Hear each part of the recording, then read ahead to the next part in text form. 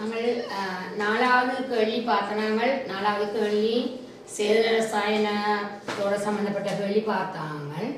அதோட தொடர்பு பட்டது 8ஆம் கேள்வி, அதுவும் ஆர்கானிக் கெமிஸ்ட்ரியில் வாரது.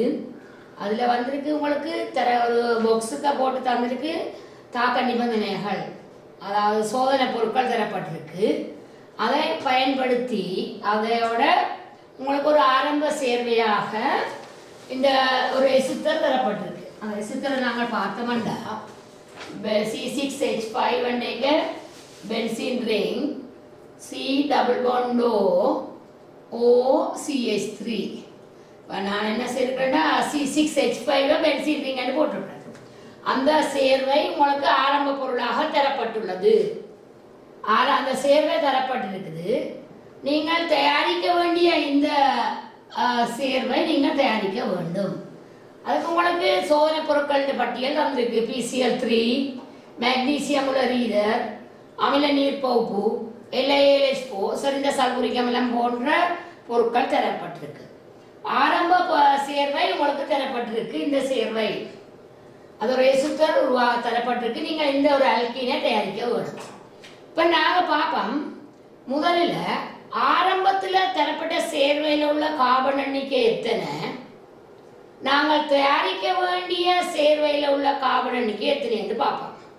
அப்போ கவனிங்க, இதில் வந்து benzene ring 6 carbon, 7 8 carbon. Carbon வந்து இங்கே 8 கார்பன். நாங்கள் இங்கே தயாரிக்க வேண்டிய சேர்வையில் 6 கார்பன், 7 8 8 மாறும் 14, 15 மாறும் 21 கார்பன். 21 கார்பனை கொண்ட ஒரு சேர்வை தயாரிக்க வேணும். இப்போ நீங்கள் இதை பார்த்தீங்கன்னா கவனிங்க, தரப்பட்ட சேர்வையில் பென்சீன் வளையம் உண்டு, அதாவது C6H5. ஆனால் தயாரிக்க வேண்டிய சேர்வையில் 1 2 3, அதாவது 2 பென்சீன் வளையம் அதிகரிக்கப்பட்டுள்ளது. அப்படியே கவனிங்க, 2 பென்சீன் வளையம் அதிகரிக்கப்பட்டிருக்கு. ஆரம்பத்தில் ஒரு பென்சீன் வளையம் தான். அப்போ இங்கே கார்பன் எண்ணிக்கை 8, இங்கே 21 கார்பன். கார்பன் எண்ணிக்கையில் மாற்றம். அதை வடிவாக சுருக்கமாக சொன்னால் பென்சீன் வளையத்தில் 2 பென்சீன் வளையத்தால் அந்த சேர்வை கூடுது. ஆரம்ப சேர்வையில் ஒரே ஒரு பென்சீன் வளையம் இருக்குது. இப்போ நாங்கள் இங்கே கவனிங்கோ, இதில் பார்த்தீங்கன்னா அந்த எசுத்தரை நாங்கள் தாழ்த்தினம்னு சொன்னால், எசுத்தரை தாழ்த்தினம்னு சொன்னால் உங்களுக்கு தெரியும், LiLH4 1, 2வது அமில நீர் போக்குவரத்தீங்கன்னு சொன்னால் உங்களுக்கு பென்சைல் ஆல்கஹால் வரும். அதை நாங்கள் ஒரு RMGX ஆக்குறதுக்கு நாங்கள் PCl3 போடலாம். நீங்கள் இந்த இடத்துல PCl5 எழுதியிருந்தீங்கன்னா உங்களுக்கு புள்ளியல் வழங்கப்பட மாட்டாது. ஏன் வழங்கப்பட மாட்டாது? PCl5 தரப்படவில்லை. ஆனால் அங்கே PCl3 தந்துருக்கு. அப்போ PCl3 தந்தால் நீங்கள் PCl3 தான் போடணும். PCl5 போட்டிங்கன்னா புள்ளிகள் வழங்கப்பட மாட்டாது. அதே மாதிரி அப்போ OH கூட்டம் என்னவா மாறும்? குளோரினா அலசனாக மாறும். அலசனாக மாற மெக்னீசியம் உலரீதர் போட்டிங்கன்னு சொன்னால் அதில் வந்து உங்களுக்கு ஒரு கிரிக்னாடின் சோதனை பொருள் உருவாக்கப்படும். படிவ கவனிங்க, கார்பன் எண்ணிக்கை கூடின ஒரு சேதன சேர்வையை தயாரிக்க வேண்டும்டா கிரிக்னாடின் சோதனை பொருளை நீங்கள் தயாரிக்க வேண்டும் கட்டாயமா. அப்போ நாங்கள் இந்த கட்டத்தில் கிரிக்னாடின் சோதனை பொருள் தயாரிச்சிட்டோம். அதை கொண்டு இங்கே போட்டோம்னு சொன்னால் ஒரு எசுத்தர் குரூப் பண்ணபடியாக RMGX போடைக்க உங்களுக்கு நீர் பகுப்புக்கு இதில் 1 2 நீங்கள் கட்டாயம் போடணும். இந்த ஆல்கஹால் வரும், அப்புறம் அதுக்கு நீராட்டி விட்டால் இந்த வரும். இப்போ இதெல்லாம் நீங்கள் கவனிங்கோ, புள்ளியிடும் பொழுது இப்போ LiLH4 போட்டிங்கன்னா 6 மார்க்ஸ், இதில் நீர் பகுப்பு போட்டால் 3 மார்க்ஸ். அப்போ 1 2 போட்டு இப்படி நீங்கள் எழுத போயிடும். அடுத்த வாரத்துக்கு 6 மார்க்ஸ், அடுத்த PCl3க்கு 6 மார்க்ஸ். அதே மாதிரி RMGX தயாரிப்பீங்கள். இதே விதத்தில் உங்களுக்கு புள்ளிகள் இடப்படும். அல்லது வேறு மெத்தட்லேயும் செய்யலாம். அதில் மாற்று முறையை பாருங்க. மாற்று முறையில் கவனிங்கோ, அந்த எசுத்தரை எடுத்து அமில நீர் போக்கு செய்தீங்கன்னா பென்சோயிக் ஆசிட் வரும். பென்சோயிக் ஆசிட்டை தாழ்த்தினீங்கன்னு சொன்னால் பென்சைல் ஆல்கஹால். திருப்பி அதே மாதிரி RMGX தயாரிப்பீங்கள். அப்புறம் அந்த RMGX கொண்டு போட்டு அதே ப்ரொசீஜர் அதை விளங்கிக் கொள்ளுங்க. முதல் நாங்கள் தாழ்த்தின நாங்கள் இப்போ அமில நீர் போக்கு.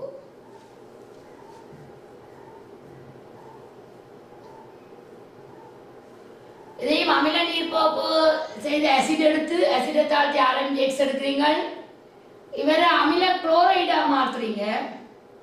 கவனிங்க, இதில் அமில குளோரைடாக மாறுது. அதாவது C6H5COCl பென்சாயில் குளோரைடு. பென்சாயில் குளோரைடுக்கு நீங்கள் அந்த RMDX-ஐ போட 2 கம்பவுண்ட் வந்து 2 R மூலக்கூறு சேரும். புறகால நீர் போத்திங்கன்னா வரும். இப்போ நீங்கள் இதில் வந்து உங்களுக்கு விடையில் வரைக்க 2-3 மெத்தடில் வரும். நீங்கள் ஏதாவது ஒரு முறையில் தெளிவாக தரப்பட்ட அறிவுறுத்தலுக்கு இணங்க மாற்றிட செய்திருந்தால் உங்களோட முழுமையான புள்ளிகளை அடையலாம்.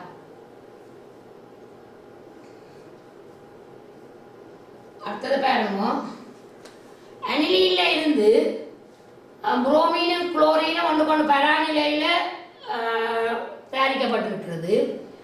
அதில் கவனிங்க, 3 படிகளுக்கு மேற்படாத வடையில் எடுக்கணும். 3 ஸ்டெப்ஸ்லையாக எடுக்கணும். கூடின படிமுறைகளில் போனீங்கன்னா மார்க்ஸ் வராது.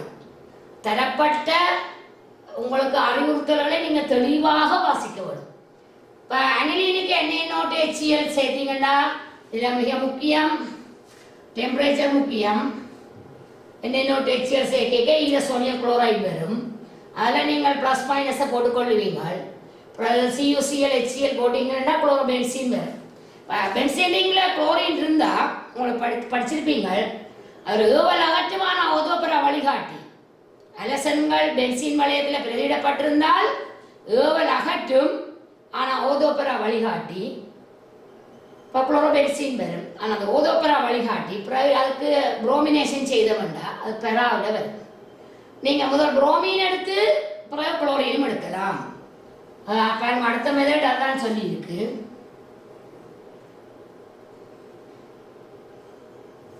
அடுத்த மெத்தட் பாருங்க, அனிலீனுக்கு போட்டிங்களா அதே கண்டிஷன் ஈரசோனியம் குளோரைட் முதல்ல புரோமீன் ஆக்கி CuBr புரோமீன் ஆக்கி. ஸோ புரோமோபென்சீனும் வந்து ஏவல் அகற்றமான ஓதோபரா வழிகாட்டி. அப்போ அதில் இப்போ எங்கே குளோரின் பிரதியீடு செய்யப்படும். சரியா, அதில் பார்த்தீங்களான்னு சொன்னால் புரோமீன் இதில் கவனிங்கோ, இதில் புரோமீன் வரும்.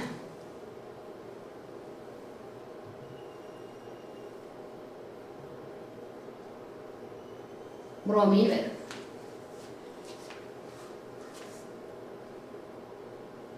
அதில் கவனிங்க, அந்த புரோமீன் வந்து பராநிலையில் வரும், மிஸ் பண்ணப்பட்டிருக்கு, கவனிச்சு கொள்ளுங்க. அடுத்த கவனிங்க, இந்த மாட்டிட பார்க்க இது வந்து பென்சீன் ரிங்கில் ஏற்படுற எலக்ட்ரான் நாட்டை பிரதியிடு தாக்கம். பென்சீனின் ஏசைலேட்டம் அதுக்கு வந்து அல்கைலேஷன் செய்தீங்கன்னா இவர் வந்து ஏவல் அகற்றும் ஒரு மெச்சா வழிகாட்டி. பென்சீன் வளையத்தில் எலக்ட்ரான் நடத்தியை கூடியவை ஏவும் கூட்டங்கள், வளையத்தின் எலக்ட்ரான் நடத்தியை குறைக்கக்கூடியவை ஏவல் அகற்றும் கூட்டங்கள். அப்போ இதை வந்து ஒரு ஏவல் அகற்றும் கூட்டங்கள். ஏவல் அகற்றும் கூட்டங்கள் ஒரு மெச்சா வழிகாட்டிகள். இப்போ அடுத்த 2வது பிரதியீடு மெச்சாவில் வரும். பென்சீனில் 2வது பிரதியீடு எங்கே வருமன்றதை தீர்மானிக்கிறது ஏற்கனவே இருக்கிற ஒரு பிரதியீடு. அது ஏவல் அகற்றும் கூட்டம்னா அது மெச்சாவில் வந்து சேரும். அப்புறம் நாகாமலம் போட்டிங்கன்னு சொன்னால் தாழ்த்தப்பட்ட CH2CH3 வரும். அப்போ அதுக்குரிய புள்ளிகளை தெளிவாக கவனித்து கொள்ளுவோம். அடுத்தது இந்த மெத்தட்லேயும் ஏற்றுக்கொண்டவை, ஆனால் அதுதான் முதல் செய்த முறை தான் மிக சிறந்த முறை. இது வந்து இந்த தாக்கம் சிலபஸில் இல்லை. ஆனால் மாணவர்கள் சில ஒரு விதமான மாணவர்கள் செய்தபடியால் இந்த மெத்தட்டும் ஏற்றுக்கொண்டவை. ஆனால் முதலாவது மெத்தட் என்ன வேண்டாம், இந்த தாக்கம் சிலபஸில் இல்லை. அடுத்தது பாருங்க, பின்னர் 2 விளைவுகளை கேட்டுருக்குது. 2 விளைபொருட்களை திரட்டாம், 2 விளைபொருட்களை தருகுதான். விளைபொருள் கட்டாயப்ப கேட்டுருக்கணும். இது ஒரு அல்கைல் ஏலைடு, அது ஒரு அல்காக்சைடு அயன் RO- ஒரு வலிமையான கர்நாடி, அதோட நேரம் ஒரு வெண் மூலம். RO- alkoxide ion ethoxide ion. இதில் வந்து இவர் சேர்ந்தாருன்னா ஒரு ஈதர் வரும். அதே நேரம் அதில் நீர் HBr அகற்றப்பட்டு இந்த அல்கீனும் வரலாம். 2 விளைவுகள் வரலாம். அதில் பார்த்தீங்களா பொறிமுறையை அதுக்குரிய பொறிமுறையை கேட்டிருக்கணும். இதில் வந்து காவனுக்கும் புரோமீனுக்கும் இடையில் ஒரு மின்னணுத்தன்மை வேறுபாடு இருக்குது. அதால இந்த பிணைப்பு முனைவாக்கத்துக்கு உட்படும். கார்பனுக்கும் புரோமீனுக்கும் இடையில மின்னேத்தன்மை வேறுபாடு இருக்கின்றபடியால் சிபிஆர் சிக்மா பிணைப்பு முனைவாக்கத்துக்கு உட்பட இதில் ஒரு நேரியல் வரும். ஆகவே இந்த மைனஸ் வந்து இதோட சேர உங்களுக்கு அந்த ஈதர் வரும். அல்லது அடுத்தது அல்கீன் வருமா போலேன்னா இந்த அலசன் இந்த பிஆர் பிணைப்பு முனைவாக்கம் அடைய இந்த சிஹெச் பாண்ட் வந்து இங்கே வர இவர் இதோட சேர்ந்து அல்கஹோலா வெளியேறும். அப்போ அல்கீன் வரும். அடுத்தது 9வது கேள்வியை பாருவோம். கரைசல் எக்ஸில் 4 உலோக கட்டியங்கள் அடங்கியுள்ளன. இக்கட்டியங்களை இனங்காண்பதற்கு பின்வரும் சோதனைகள் நிறைவேற்றப்பட்டன. 9ஆம் கேள்வி வந்து இனோகானிக்கோட சம்பந்தப்பட்ட கேள்வி. அப்ப நீங்க அதை கவனிச்சீங்கன்னா 4 கட்டியனை அடங்கியுள்ள ஒரு கரைசல் தரப்பட்டிருக்கு. அப்ப எங்களோட நோக்கம் 4 கட்டியனை இனங்காண வேணும். அதுக்குரிய பரிசோதனை விவரங்கள் தரப்பட்டிருக்கு. அப்ப நீங்க தந்த சோதனை அவதானிப்பை நீங்க தெளிவாக கேள்வியை நீங்கள் வாசிக்க வேண்டும். எக்ஸ் வந்து ஒரு 4 கட்டியனை கொண்ட ஒரு கரைசல். எக்ஸின் சிறிய பகுதியுடன் ஐதான HCl சேர்க்கப்பட்டது. இப்போ நீங்கள் அந்த கேள்வியின் பட்டனை பார்த்தீங்கன்னு சொன்னால் இந்த கேள்வியை வடிவாக வாசிச்சிங்கண்டா வடிவாக விளங்கும். பண்பறை வகுப்புகளை வந்திருக்கு இந்த கேள்வி. கட்டியன் பண்பறை வகுப்பில் வந்திருக்கு. இப்போ முதலாவது கூட்டத்தை இனங்காண்றதுக்கு ஐதான HCl சேர்க்கிறது. பண்பறை வகுப்பு கூட்டம் 2 இனங்காண அமில உலகத்தில் H2S. 3ஆம் கூட்டத்துக்கு அமோனியம் குளோரைடும் H2S அந்த கரைசலை வெப்பப்படுத்தி போட்டு அமோனியம் குளோரைடும் அமோனியம் ஹைட்ரோக்சைடையும் சேர்க்கிறது. அந்த அதாவது அந்த ஒழுங்குமுறையும் உங்களுக்கு தெரியும். இப்போ சிறிய பகுதியுடன் ஐதான HCl சேர்க்கப்பட்டது. ஐதான HCl சேர்க்கப்பட்டதுன்னா வீழ்வடிவு இல்லையன்றைக்க என்ன ஒரு முடிவுக்கு வருவீங்கள்? பண்பறை வகுப்பு கூட்டம் 1 கட்டியன் இல்லை. Ag+, Pb2+, Ag2 2+, mercury 1 இல்லை. அதாவது பண்பறை வகுப்பு கூட்டம் 1 கட்டியன் இல்லை. அதாவது கவனிங்க, ஐதான HCl சேர்க்க வீழ்வடிவு இல்லையண்டா என்ன சொல்லுவீங்கள்? Ag+ இல்லை, Pb2+ இல்லை, Ag2 2+ இல்லை. இது 3 மில்லியன் முடிவுக்கு வருவீங்க. மேலே வந்து கிடைக்கும் கரைசல் H2S குமிழியலால் செலுத்த விடப்பட்டது. அப்படியே அதே கரைசலுக்குள்ள H2S வாயு செலுத்தினோம். அப்போ கரும நிற வீழ்படிவு, கருப்பு நிற வீழ்படிவு ஒன்று வருதுன்னு சொன்னால் பண்பறை வகுப்பு கூட்டம் 2 கட்டியல் இருக்குது. அடுத்தது P1 வடிகட்டி வேறாக்கப்பட்டு H2S நீக்குவதற்காக கொதிக்க வைக்கப்பட்டது. பிறகு அமோனியம் குளோரைடு அமோனியம் ஹைட்ராக்சைடு சேர்க்கிறது கூட்டம் 3க்கு. ஏன்னா P1 அந்த வீழ்வடிவை வடித்து எடுத்துட்டா. பண்பறை வகுப்பு கூட்டம் 2 கட்டியன் ஏதோ ஒன்று இருக்கு கற்ப வீழ்வடிவை தரக்கூடியது. அப்புறம் அமோனியம் குளோரைடு அமோனியம் ஹைட்ராக்சைடு சேர்க்க பச்சை நிற வீழ்வடிவை கொடுக்குது. பச்சை நிற வீழ்வடிவு அது P2. அப்போ கூட்டம் 3 கட்டியனும் இருக்குது. கூட்டம் 3 கட்டியனும் இருக்கு. அப்புறம் அதை தனியாக வடித்து எடுத்துட்டு அது P2 வடிகட்டி வேறாக்கப்பட்டு 3 வடிதிரோதனோட H2S செலுத்தப்பட்டது. H2S செலுத்துகிற இந்த பரிசோதனை 4ஆம் பண்பறை வகுப்பு கூட்டத்துக்குரிய பரிசோதனை. ஒரு வெண்ணிற வீழ்வடிவு வருது P3. இப்போ 4ஆம் கூட்டத்துலேயும் ஒரு கட்டியன் இருக்குது. 4ஆம் கூட்டத்தில் கட்டியன் என்ன வரலாம்? Mn2+, Mn2+, Zn2+, அடுத்தது கோபால்ட் 2+, நிக்கல் 2+. இந்த 4ல் வெண்ணிற வீழ்வடிவை தரக்கூடியது Zn2+. ரைட்டா? MnS மென் சிவப்பு, கோபால்ட் 2+ மென் சிவப்பு, நிக்கல் 2+ கருப்பு. சரியா? இதில் கவனிங்க, P2 வெண்ணிற வீழ்வடிவு வரப்பட்டது. அப்போ உங்களுக்கு நீங்கள் ஒரு முடிவுக்கு வரலாம் Zn2+ ஒரு கட்டியன் இருக்குது. P3 வடிகட்டி வேறாக்கப்பட்டு H2S நீக்குவதற்காக கொதிக்க வைக்கப்படும். அப்புறம் அமோனியம் கார்பனேட் சேர்க்கைக்கு வீழ்வடிவு P4 என்ற சேர்வை உருவாகுது. அப்போ அடுத்த பண்பறை கூட்டம் 5க்குரிய ஒரு கட்டியனும் இருக்குது. இனி இந்த வீழ்வடிவுகளுக்குரிய பரிசோதனையை பார்ப்போம்.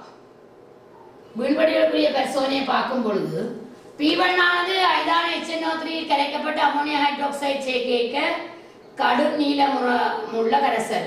வடிவாக கவனிங்க, மிகையாக சேர்க்கைக்க அம்மோனியா கரைசல் மிகையாக சேர்க்கைக்க கடும் நீளமுள்ள கரைசல் வருது. அப்ப அம்மோனியம் ஹைட்ராக்சைடு மிகையாக சேர்க்கைக்க கடும் நீளன்ற கரைசலை தரக்கூடிய பண்பறிவோப்பு கூட்டம் ஒன்று ரெண்டின் கட்டையல் அது ஆல்ரெடி கருப்பு நிற வீழ்படிவு. அமோனியா சேர்க்கை கடும் நீளமாக வரக்கூடியது உங்களுக்கு தெளிவாக தெரியும், ஹோப்பா 2+ அது.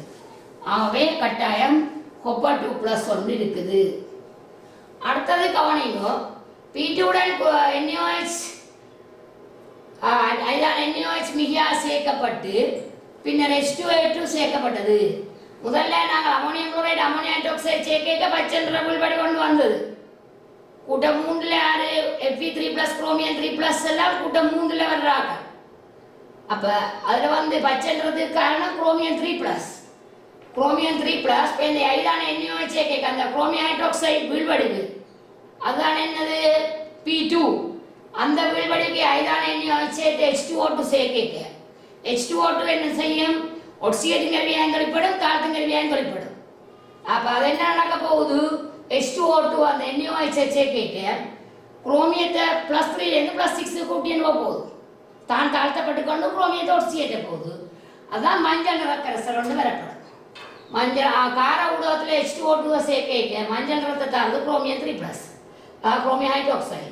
அப்புறம் ஐதான சல்பூரிக் அமிலம் சேர்க்க செம்மஞ்சள் நிற கரைசலாக மாறும். உங்களுக்கு தெரிய வேணும், CrO4 H+ ஓட சேர்ந்து Cr2O7 2- plus H2O.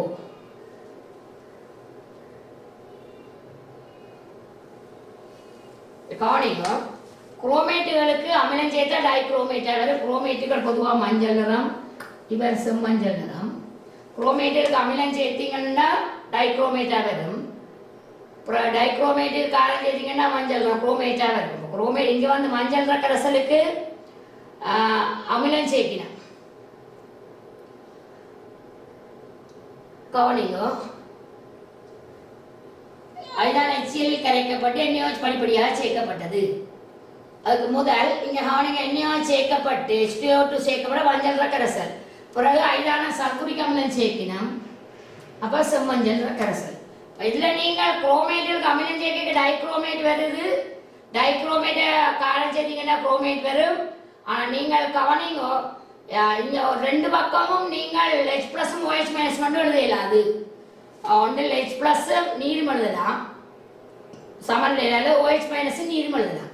அதை நீங்கள் பார்க்க வேணும். இப்படி சமநிலை நிகழ்வு சமன்பாடு கேட்கிறவ வலது கை பக்கம் இடது கை பக்கம் ஏற்றம் சமனாக இருக்க வேணும். H+ஓட விளைவு நீர் எழுதலாம் அல்லது OH- விளைவு நீர் எழுதலாம். அடுத்த கவனிங்க, P3 ஆன ஐதான HCl கரைக்கப்பட்ட ஐதான NaOH படிப்படியாக சேர்க்கப்பட்டது. ஒரு ஒன்றரை வீழ்வடிவு P5 பெறப்பட்டது. ஐதான NaOH சேர்த்தல் தொடர்ந்து NaOH சேர்த்த கரைந்து நிறமற்ற கரைசலாக வருது. உங்களுக்கு தெரியும், அந்த வீழ்வடிவுக்கு உங்களுக்கு தெரியும் ZnOH twice இருக்குன்னு Zn2+ இருக்கு. NaOH சேர்க்க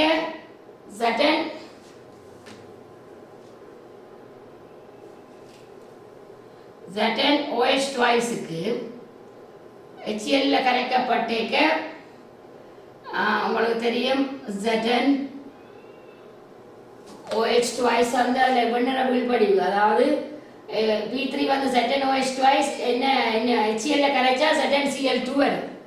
HCl கரைச்சா ZnCl2 வரும். பிறகு ஐதான NaOH சேர்த்து தொடர்ந்து சேர்க்க திருப்பி Na2ZnO2 வரும்.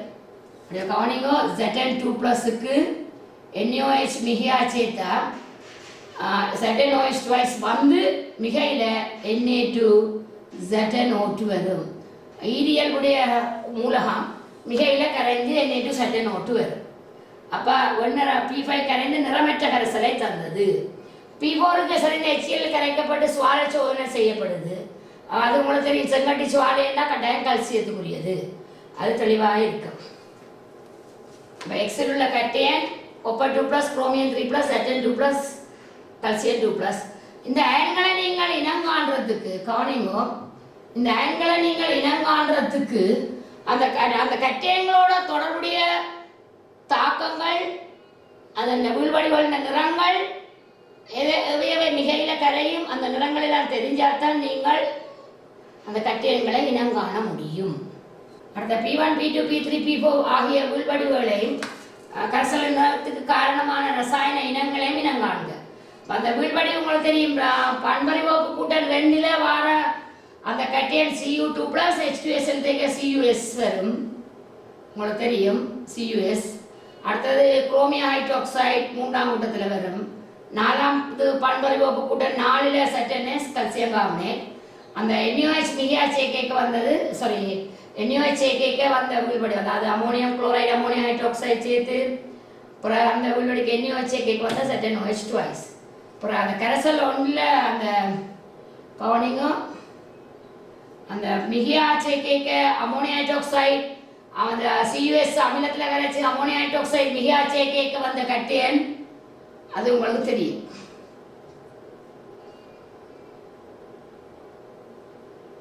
CuNH3 4 times மற்ற சோடியம் குரோமேட், அமிலம் சேர்க்கைக்கு டைக்ரோமேட், இப்படி எழுதலாம் அல்லது இப்படி எழுதலாம்.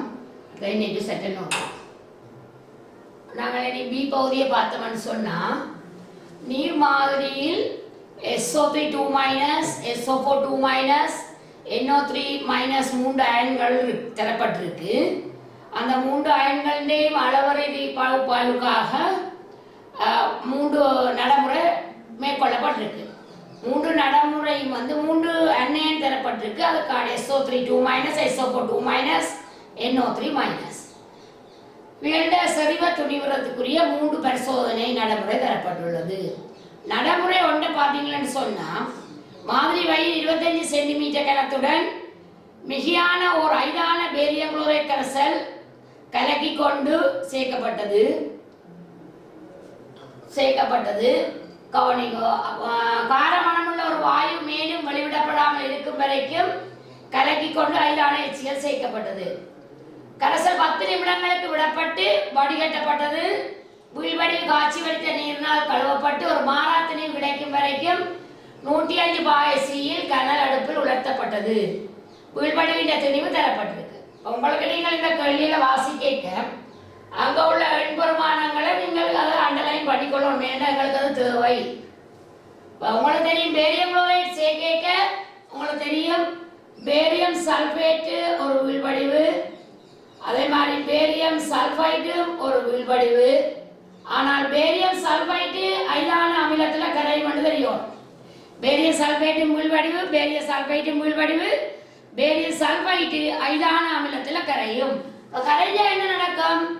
வார விளைவு பேரியம் குளோரைடும்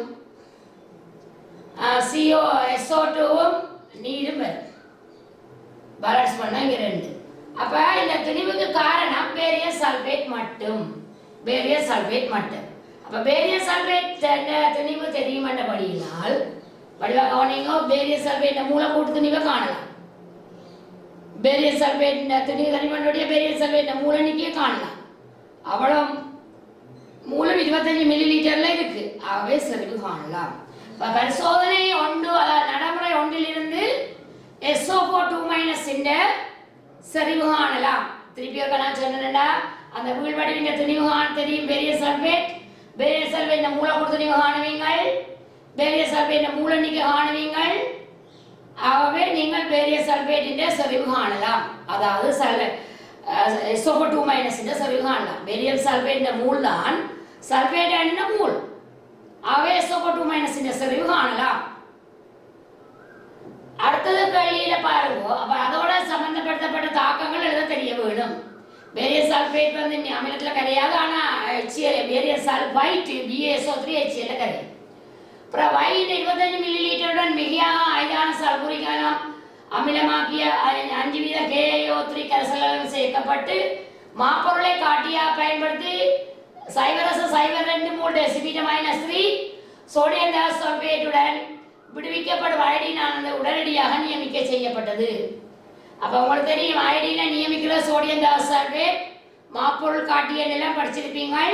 அயடினுக்கும் சோடியம் சல்பேட்டுக்கும் தாக்கம் எடுத்து தெரியும். உங்களுக்கு தெரியும் அதில் என்னென்ன IO3 மைனஸ் I2 வரும்.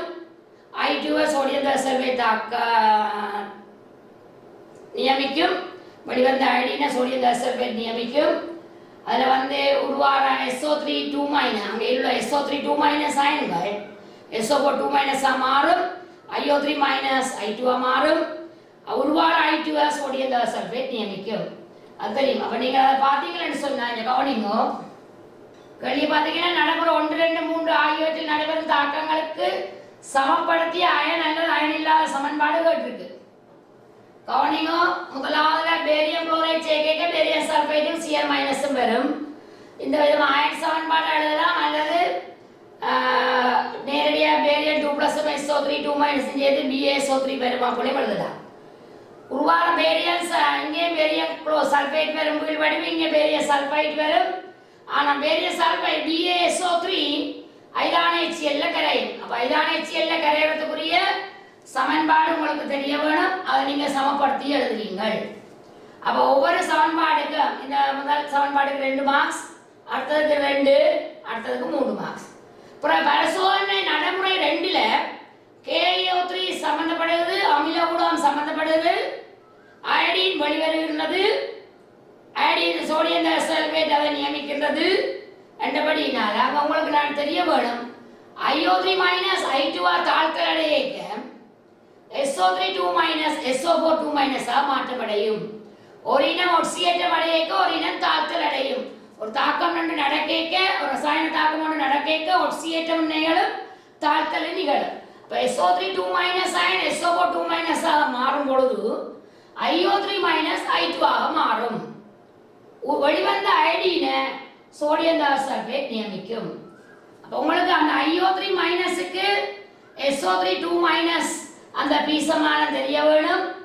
அதே நேரம் அயடினுக்கும் சோடியம் சல்பேட்டுக்குமான தாக்கம் தெரிய வேணும். இல்லை கவனிங்கோ. IO3 மைனஸ் I2 வார்த்தைக்குரிய அயன் சமன்பாடு, அதாவது அரையன் சமன்பாடு தெரிய வேணும். அரையன் சமன்பாட்டில் இலத்திரன்கள் பங்கு பெற்றும், அயன் சமன்பாட்டில் இலத்திரன்கள் பங்கு பெற்றாது. அந்த தாக்கம் ஒரு இனம் ஒட்சியேற்றம் அடையும், இலத்திரன் இழக்கும், மற்ற இனம் தாழ்த்தல் அடையும். இங்கே IO3 மைனஸ் தாழ்த்தல் அடைகின்றது, SO3 2 மைனஸ் அயன் ஒட்சியேற்றம் அடைகின்றது.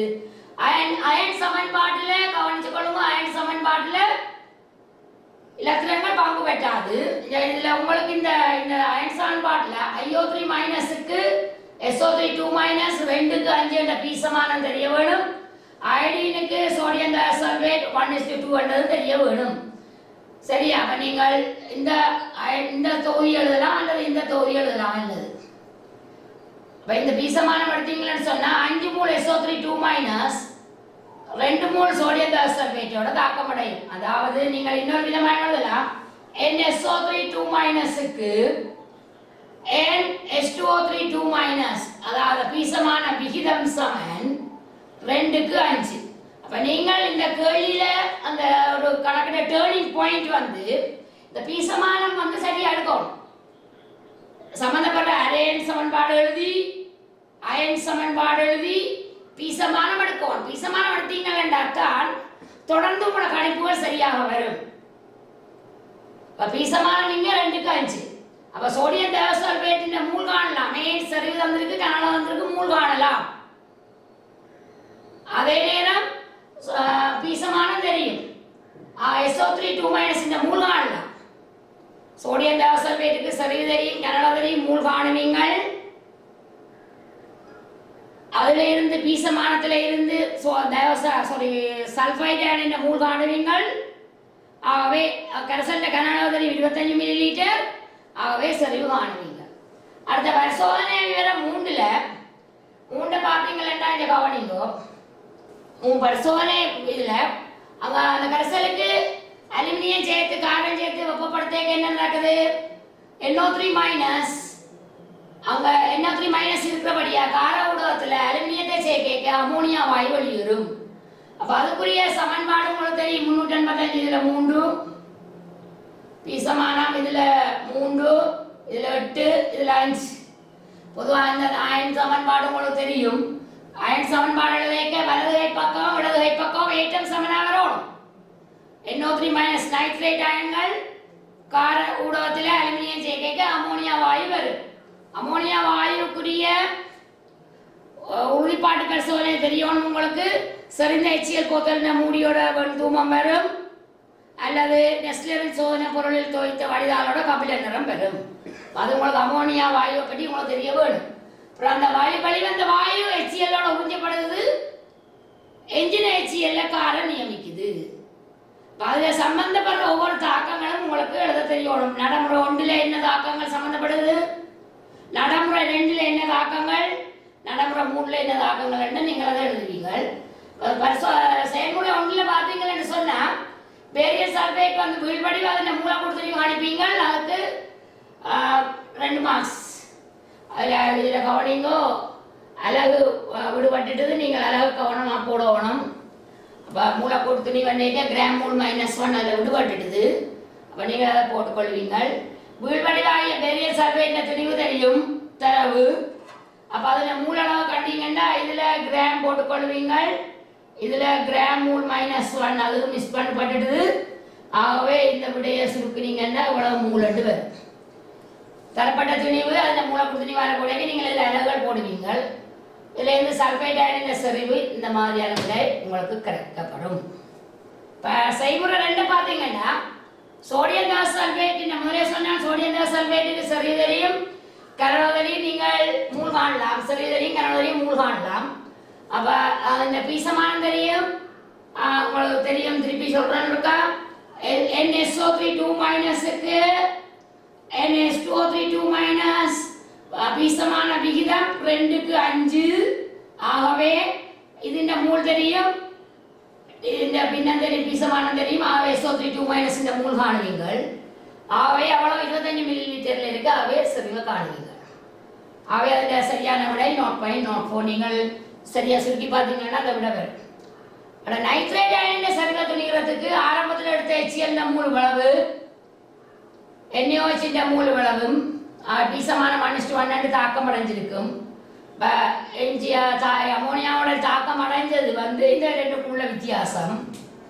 அதை படிச்சிங்கன்னா அமோனியாவுக்கு HCl பீசமான -1, அமோனியா HCl பீசமான 1:1. அப்போ அமோனியாவோட தாக்கம் அடைந்த HCl மூலளவு தான் அமோனியா மூலளவு, அமோனியா மூலளவு தான் நைட்ரேட் அயனின் மூலளவு. ஆகவே செறிவை காணுவீங்க.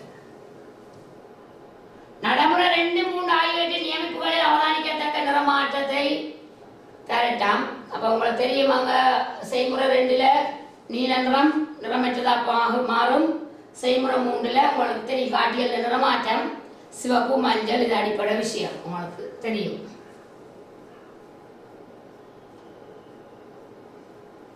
நாங்கள் அதோட 10வது கேள்வியை பார்த்தோம்னு சொன்னால் 10வது கேள்வி உங்களுக்கு தெரியும் இண்டஸ்ட்ரியல் கெமிஸ்ட்ரியில் வருது, இண்டஸ்ட்ரியல் என்விரான்மெண்டலோட சம்மந்தப்பட்ட கேள்வி. அது உங்களுக்கு தெரியும், இலகுவாகவே நீங்கள் அதை நேரடியாக படிச்சீங்கன்னாலே செய்யத்தக்கதாக இருக்கும். அது வந்து 2019ஆம் ஆண்டுக்குரிய வினாத்தாள் இந்த கேள்வி. புதிதாக சேர்க்கப்பட்டது சிலபஸில் மெக்னீசியம் பிரித்தெடுப்பு. அதுக்கு முதல் சோடியம் பிரித்தெடுப்பு இருந்தது. சோடியம் பிரித்தெடுப்பு சிலபஸில் இல்லை, மெக்னீசியம் பிரித்தெடுப்பு. மெக்னீசியம் பிரித்தெடுப்பில் புது சிலபஸில் புது முறை அந்த முறையே போட்டுட்டு நம்ம மெக்னீசியம் பிரித்தெடுப்பு. அதில் நீங்கள் கவனிச்சிங்கன்னு சொன்னால் இது ஒரு இலகுவான பகுதி. ஒவ்வொரு தயாரிப்புகளையும் நீங்கள் படிச்சிட்டீங்களன்னு சொன்னால் என்னென்ன மூலப்பொருட்கள் தேவை, அவங்க என்ன பக்க விளைவு, அதை என்ன மாதிரி உச்ச பயணப்படலாம், அங்கே பயன்படுத்துகிற பௌதிக ரசாயன தத்துவங்கள், ஏன் அந்த வெப்பனில், ஏன் அந்த ஊக்கி என்ற விளக்கமாக படிக்கிறது தான். அப்போ இது நீங்கள் நேரடியாக நீங்களே படிக்கக்கூடிய விஷயம். ரிசோர்ஸ் புக்கை படிச்சிங்கனாலே சரி. இதில் கவனிங்கோ, 10வது கேள்வியில் அந்த மெக்னீசியம் உற்பத்தி செய்கிறதுக்குரிய பாய்ச்சல் கோட்பாடத்தை காட்டினா ஆரம்பிக்கும் பொருள் ஏ இனம் காணட்டாம். ஆரம்பிக்கும் பொருள் ஏ. மற்ற BCDEFG வந்து செயல்முறைகள், மூலப்பொருட்கள் விளைபொருட்கள் இல்லை, செயல்முறைகள். அப்போ அதுக்குரிய ஆரம்பத்துக்குரிய ஒரு கைத்தொழிலில் உச்ச பயண பெறணும்னு சொன்னால் மூலப்பொருள் இலகுவாக கிடைக்கத்தக்கதாக இருக்கணும், குறைந்த செலவில் கிடைக்கணும். இலகுவாக செலவில்லாமே கிடைக்கத்தக்கதாக இருந்தால் நல்லா.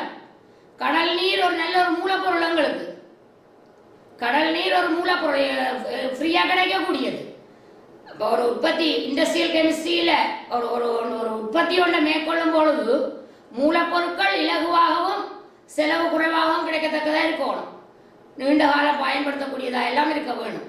அப்படி பார்க்க இங்கே தேவைப்படுறது கடல் நீர் அல்லது பிட்டர்னு சொல்லுவீங்க. பிட்டர்னு ஏன் கதைக்கிறதுன்னு சொன்னால், கடல் நீரில் இருந்து சோடியம் குளோரைடை தயாரிச்சுட்டு எஞ்சின திரவத்தை இலங்கையில் அப்படியே கடலுக்கு அனுப்புகிறோம். அதற்குரிய மெக்னீசியம் பிரித்தெடுக்கக்கூடிய டெக்னாலஜி இன்னும் வளர இல்லை, இலங்கையை பொறுத்தப்பட்டில்ல. அப்போ அதைத்தான் சொல்கிறது தாய் திரவம் பிட்டர்னு. பிட்டர்னில் calcium ion, magnesium ion, bromide ion காணப்படுது. அந்த ஏ கடல் நீர் என்று எழுதலாம் அல்லது பிட்டர்ன் எழுதலாம். ஆனால் உண்மையாக அது பிட்டர்ன் எழுதலாம். நம்ம என்ன பிட்டர்ன்லேருந்து தான் பிரித்தெடுக்க போகிறோம். அதில் கல்சியம் அயன், மெக்னீசியம் அயன்கள் காணப்படுது. அடுத்தது இதில் பிசிடி இஎஃப்ஜி ஆகிட்டு செயல்முறையில் கேட்டிருக்கு, கவனிச்சிங்கன்னா தெரியும். அதில் கல்சியம் ஆக்சைடு வாரபடியாக சுண்ணாம்புக்கல்ல வெப்ப பிரிகடைய பண்ணணும். சுண்ணாம்பு கல்லுக்கு அங்கே இருக்கிற முக்கியமான ஒரு கல்சியம் கார்பனேட். அப்போ பி என்ற செயல்முறை வெப்ப பிரிகடைதல். சி அதில் கல்சியம் ஆக்சைடு படியுது, வீழ்வடிவாதல். டி அதை கரைசல் ஆக்குறது. அடுத்தது இ ஆவியாதல். எஃப் மின் பகுத்தல். நீங்கள் அந்த ஃப்ளோ சார்ட்டை பார்த்தீங்கன்னா அதற்குரிய செயல்முறையே தெரியும். இங்கே கடைசியாக மின் பகுக்கிறோம். சேதன பொருளை, அதாவது ஜி அந்த பொருட்களை மீள் சுழற்சிக்கு உட்படுத்துறது, பக்க விளைவை திருப்பி பயன்படுத்துறது. பியில் பயன்படுத்தப்படும் ரசாயன சேர்வை கல்சியம் கார்பனேட். உண்மையாக சுண்ணாம்புக்கள், ஆனால் உண்மையாக அங்கே கல்சியம் கார்பனேட் தான் நாங்கள் பயன்படுத்துகிறோம். சுண்ணாம்புக்கள் தான் எடுக்கிறோம். அங்கே இருக்கிற முக்கியமான ஒரு கல்சியம் கார்பனேட். அப்போ அவை கேட்டிருக்கினா ரசாயன சேர்வை என்று. இதே விதத்தில் பியில் பயன்படுத்தப்படும் மூலப்பொருள் என்று கேட்டால் நீங்கள் சுண்ணாம்புக்கல் என்று எழுதணும். சுண்ணாம்புக்கல் என்று எழுத வேண்டிய இடத்துல நீங்கள் கல்சியம் கார்பனேட் என்று எழுதுறீங்கன்னா உங்களுக்கு புள்ளிகள் வழங்கப்பட மாட்டாது. இதில் ஏன் நீங்கள் கல்சியம் கார்பனேட் என்று எழுதணும்னா ரசாயன சேர்வை. பியில் பயன்படுத்தப்படுற மூலப்பொருள் என்று கேட்டால் சுண்ணாம்புக்கல் என்று எழுதலாம். இப்போ நீங்கள் அந்த தயாரிப்புகளில் என்னென்ன செயல்முறை, என்னென்ன மூலப்பொருள் அது உங்களுக்கு தெரிஞ்சிருக்க வேணும். அந்த பிக்யூஆர் ஆகிட்டு ரசாயன இனங்கள். பியில் magnesium hydroxide, Q HCl, R magnesium chloride, D chlorine. அது உங்களுக்கு தெரியும். பிசிடி ஆகிட்டு நடைபெறும் செயல்முறைக்கு சமப்படுத்திய ரசாயன சமன்பாடுகள் கேட்டிருக்கணும். ஆரம்பத்தில் இண்டஸ்ட்ரியல் கெமிஸ்ட்ரியை பொறுத்த மட்டும் ஒவ்வொரு தயாரிப்பும் படிக்க நீங்கள் மூலப்பொருள் என்ன, பக்க விளைவு என்ன, அங்கே நடக்கிற சமன்பாடுகள், அதாவது இப்போ பிரியோ என்னென்ன சமன்பாடு நடக்குது, அப்புறம்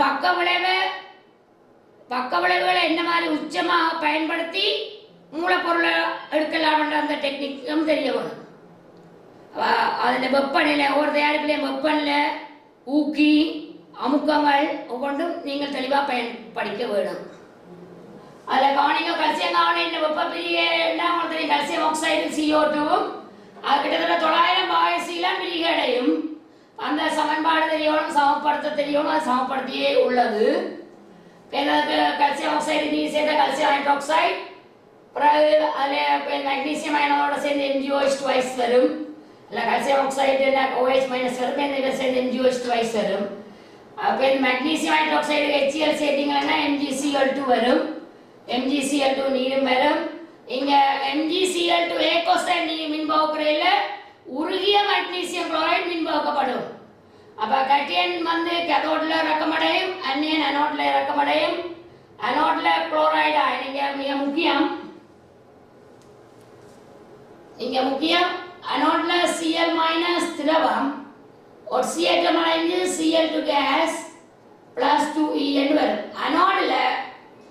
அனோடில் நடக்கிறதாக கேத்தோடில் மெக்னீசியம் 2+ திரவ நிலை, பௌதிக நிலை முக்கியம், +2E மெக்னீசியம். கவனிங்க,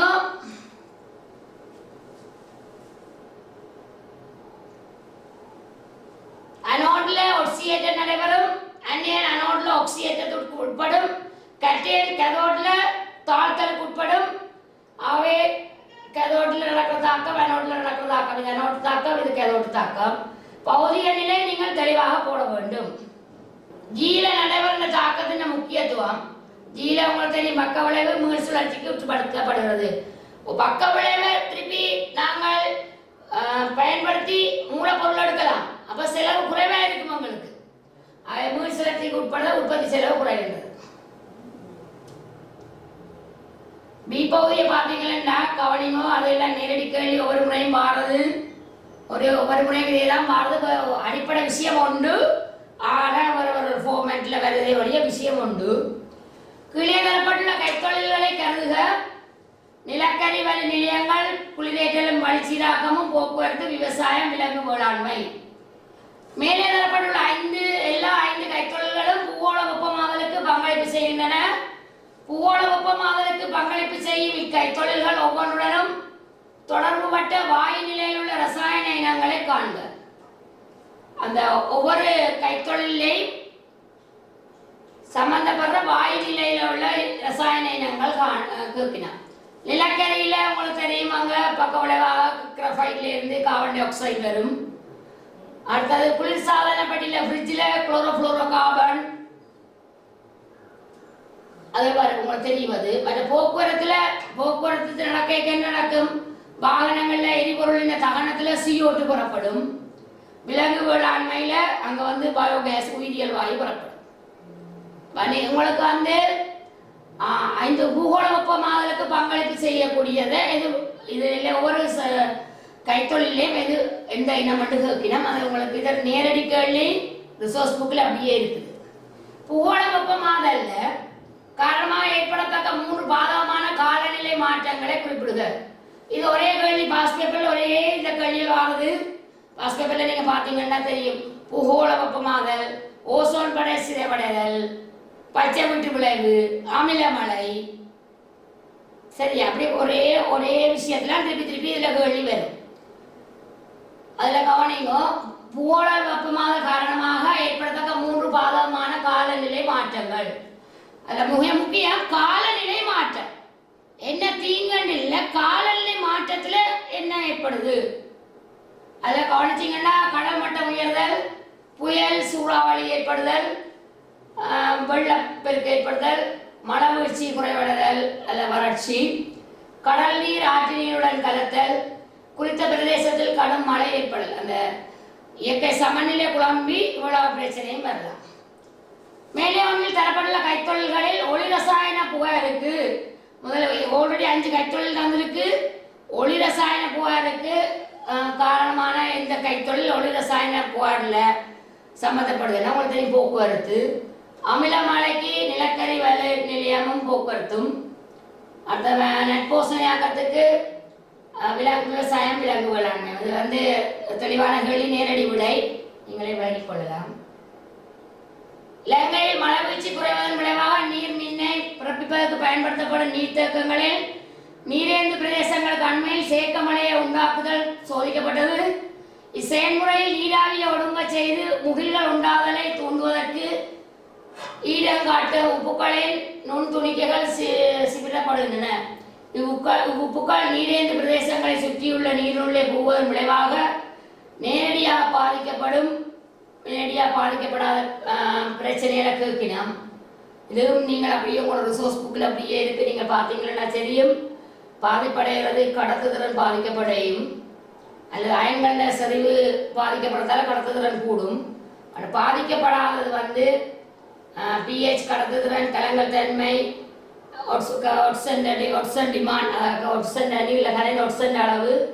அடுத்தது கவனிங்க, பாதிக்கப்படாத நீர்பண்பு சாராமாறிகளை பின்வரும் பட்டியலில் இருந்து தெரிந்தெடுக்க உமது தெரிவுக்கான காரணங்களை சுருக்கமாக தருக.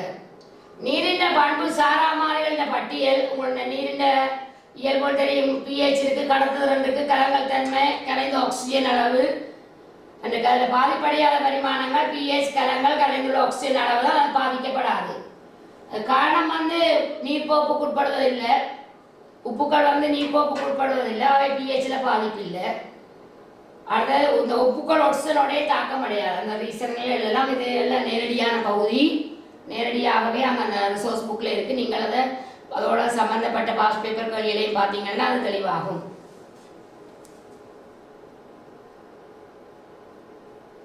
பின்வரும் வினாக்கள் உயிர் டீசல் உற்பத்தி அடிப்படையாக கொண்டவை. உயிர் டீசல் அதாவது பயோடீசல், உயிர் டீசல் வந்து 2019 நியூ சிலபஸில் சேர்க்கப்பட்ட ஒரு விடயம். அதை நீங்கள் அதனுடைய ப்ராக்டிக்கலே நீங்கள் அதை செய்து கொள்ள வேணும். அதில் கவனிங்கோ, அதில் நேரடி கேள்விதான். உயிர் டீசல் உற்பத்தியில் பயன்படுத்தப்படும் மூலப்பொருட்கள் தாவர எண்ணெய்களும் மெதனாலும். அது மூலப்பொருட்கள் ஒவ்வொன்றிலும் உள்ள முக்கிய ரசாயன சேர்வையை பொருத்தமான சந்தர்ப்பங்களில் குறிப்பிடட்டாம். தாவர எண்ணெயில் முக்ளிசரைட், ட்ரைக்ளிசரைட்ஸ் இருக்குது. அதுக்குரிய தாக்கங்கள் எல்லாம் உங்களுக்கு தெரிய வேணும். பாடசாலை ரசாயன ஆய்வு ஊடகத்தில் உயிர் டீசல் உற்பத்தியில் ஊக்கியாக பயன்படுத்தும் ரசாயன சேர்வையை குறிப்பிடுக. NaOH அல்லது KOH ரெண்டும் வன்காரம் ஏதாவது ஒன்று நீங்கள் பயன்படுத்தலாம். மேலே ஒன்றில் குறிப்பிட்ட ரசாயன சேர்வையை பயன்படுத்தி உயிர் டீசல் தொகுக்கப்படுவதை காட்டுவதற்கு ஒரு சமப்படுத்திய ரசாயன சமன்பாட்டை தருக. அவங்களுக்கு தெரியும், முக்ளிசரைட் ஆல்கஹாலோட KOH ஊடகத்தில் ஆல்கஹாலுக்கு வந்து ஆல்கோக்சைடு அயன் வரும். அது வந்து இதோட ரிப்ளேஸ் பண்ணப்படும். கிளிசரால் வரும். கிளிசராலும் டீசலும் உயிர் டீசலும் வரும். இந்த சமன்பாடு உங்களுக்கு தெரியணும், மூலப்பொருள் தெரியணும். ஊக்கி மிகையாக பயன்படுத்தப்பட்டால் நடைபெறத்தக்க ஒரு பக்க தாக்கத்தை அதன் விளைபொருட்களுடன் இனங்காண்க. ஊக்கி வந்து மிகையாக பயன்படுத்தப்பட்டால் அங்கே வந்து சவர்க்காரம் உற்பத்தி செய்யப்படும். இது உங்களுக்கு நியூ சிலபஸில் உள்ள ஒரு விடயம். 5வது வினாவை பார்ப்போம். கவனிங்கோ. 7வது வினாவை பார்த்துட்டு மற்ற வினாவை பார்ப்போம். உலோகம் எம்பின் சாரன் திணிவை காண்பதற்கு உருவில் காட்டப்பட்டுள்ள ஒழுங்கமைப்பு பயன்படுத்தப்பட்டது. ஒரு மாறா ஓட்டத்தை பயன்படுத்தி 10 நிமிடத்துக்கு மின்வகுப்பு செய்யப்பட்டது. இந்நேர வீச்சில் ஏன் கேலோட்டின் திணிவு 31.75 மில்லிகிராம் நாள் அதிகரித்திருக்கும். அதேவேளை கிளம்பி கேலோட்டின் திணிவு 147.6 மில்லிகிராமினால் அதிகரித்திருந்தது. கலங்கள் ஏயிலும் பியிலும் நீரின் மின்வகுப்பு நடைபெறுவதில்லை என கொள்க. இதை கவனிங்கோ. அதில் செப்பு கோல்களை பயன்படுத்தி செப்பு சல்பேட் ஒரு மின்கலம், எம்மண்ட உலோகத்தை பயன்படுத்தி M2SO4 அந்த கலம் மின்னோட்டம் வழங்கல் 1, 2, 3, 4 ஒவ்வொரு கோல்களும் பெயரிடப்பட்டுள்ளது.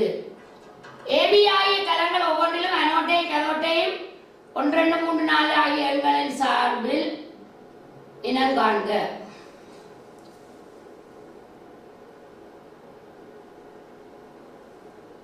கவனிங்கோ. கலம் ஏயில செப்பு கோல்களை பயன்படுத்தி செப்பு சல்பேட்டை மின்வகு கேட்க. கலம் ஏயில அனோட்ல ஆக்சிஜன் நடைபெறும். அனோட்ல கவனிங்க. முதலாவது கலத்தில் அனோட்ல ஆக்சிஜன் செப்பு சாலிட் Cu2+ ஏகோசாக கரைசலுக்கு இறங்கும் +2E. கேதோட்ல கவனிங்கோ. செப்பு சல்பேட் கரைசலை பொறுத்த மட்டும் H+ இருக்கு, OH- இருக்கு, SO4 இருக்கு, Cu2+ இருக்கு. அப்ப இறக்க அழுத்தம் குறைந்த copper 2+ இறக்கமடையும் Cu2+ ஏகோஸ் +2E செப்பு சொல்லி. அப்ப முதலாவது ஏண்ட கலத்துல ஒட்சியேற்றம் நடைபெறும், தாழ்த்தல் நடைபெறும். அப்ப கலம் ஏயில அனோட் என்னது வந்து 1, கதோட் 2, கலம் பியில அனோட் 3, கதோட் 4. அது உங்களுக்கு தெளிவாகவே தெரியுது பார்க்க. மின்னிணைப்பை பயன்படுத்தி உங்களுக்கு அது விளங்குது. ஒவ்வொரு கலத்திலும் ஒவ்வொரு மின்பாயிலும் நடைபெறும் அரை தாக்கத்தை எழுதுக. அதில் கவனிங்கோ. மின்வகுப்பில் பயன்படுத்தப்பட்ட மின்னோட்டத்தை கணிக்க வேணும். நாங்கள் வந்து மின்னோட்டத்தை உங்களுக்கு தெரியும் 96,500 கூலோம் மின்கணியம் செலுத்தினா படிகிற செப்பு 63.5 கீழ் 2 கிராம். ஆகவே 63.5 கீழ் 2 கிராம் படிய வேணுமெண்டா செலுத்தப்பட வேண்டிய மின்கணியம் 96,500 கூலோம். ஆகவே எங்களுக்கு படிய வேணும் எவ்வளவு? 31.75 தர மில்லிகிராம் 10/3 கிராம். இவ்வளவுத்துக்கு இவ்வளோ மின்கணியம் தேவை. ஆனால் உங்களுக்கு தெரியும் Q சமன் IT. அப்போ அது சமன் மின்னோட்டம் தர நேரம் 10 நிமிடம் தர 60 செகண்ட். இதுலேருந்து நீங்கள் மின்னோட்டத்தை கணிச்சிங்கன்னா 0.16 ஆம்பியர்னு வரும். சரிதானே? இதைத்தான் இந்த கோவை சொல்லப்படுது. 4வது பகுதி எம்மின் சாரணத்தினுமே கணிக்கட்டாம். எம் படிவதாக மின்வாய் 4ல் துணிவு அதிகரிப்பு. இப்போ பி என்ற மின்கலத்தில் எம் வந்து காணிங்க M3 + A cos + 3E M solid.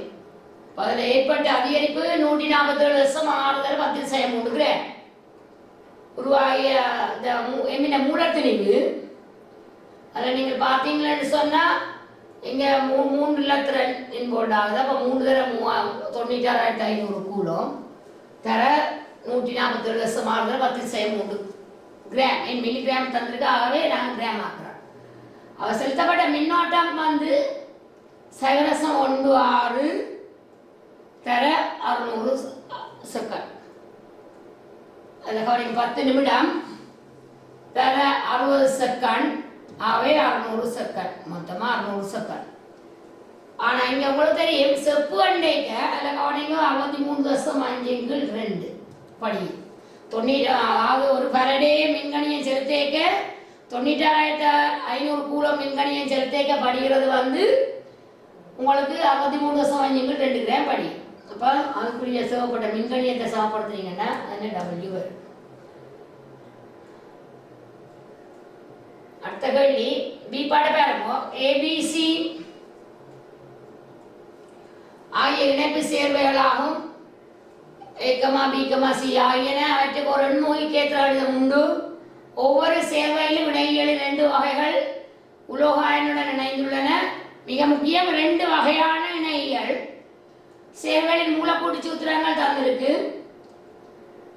EACEtate சேர்க்கைக்கு அந்த ABC என்ற அந்த 3 சேர்வைகளின் நீர்க்கசலுக்கு EACEtate சேர்க்கைக்கு அவதானம் தந்திருக்கு.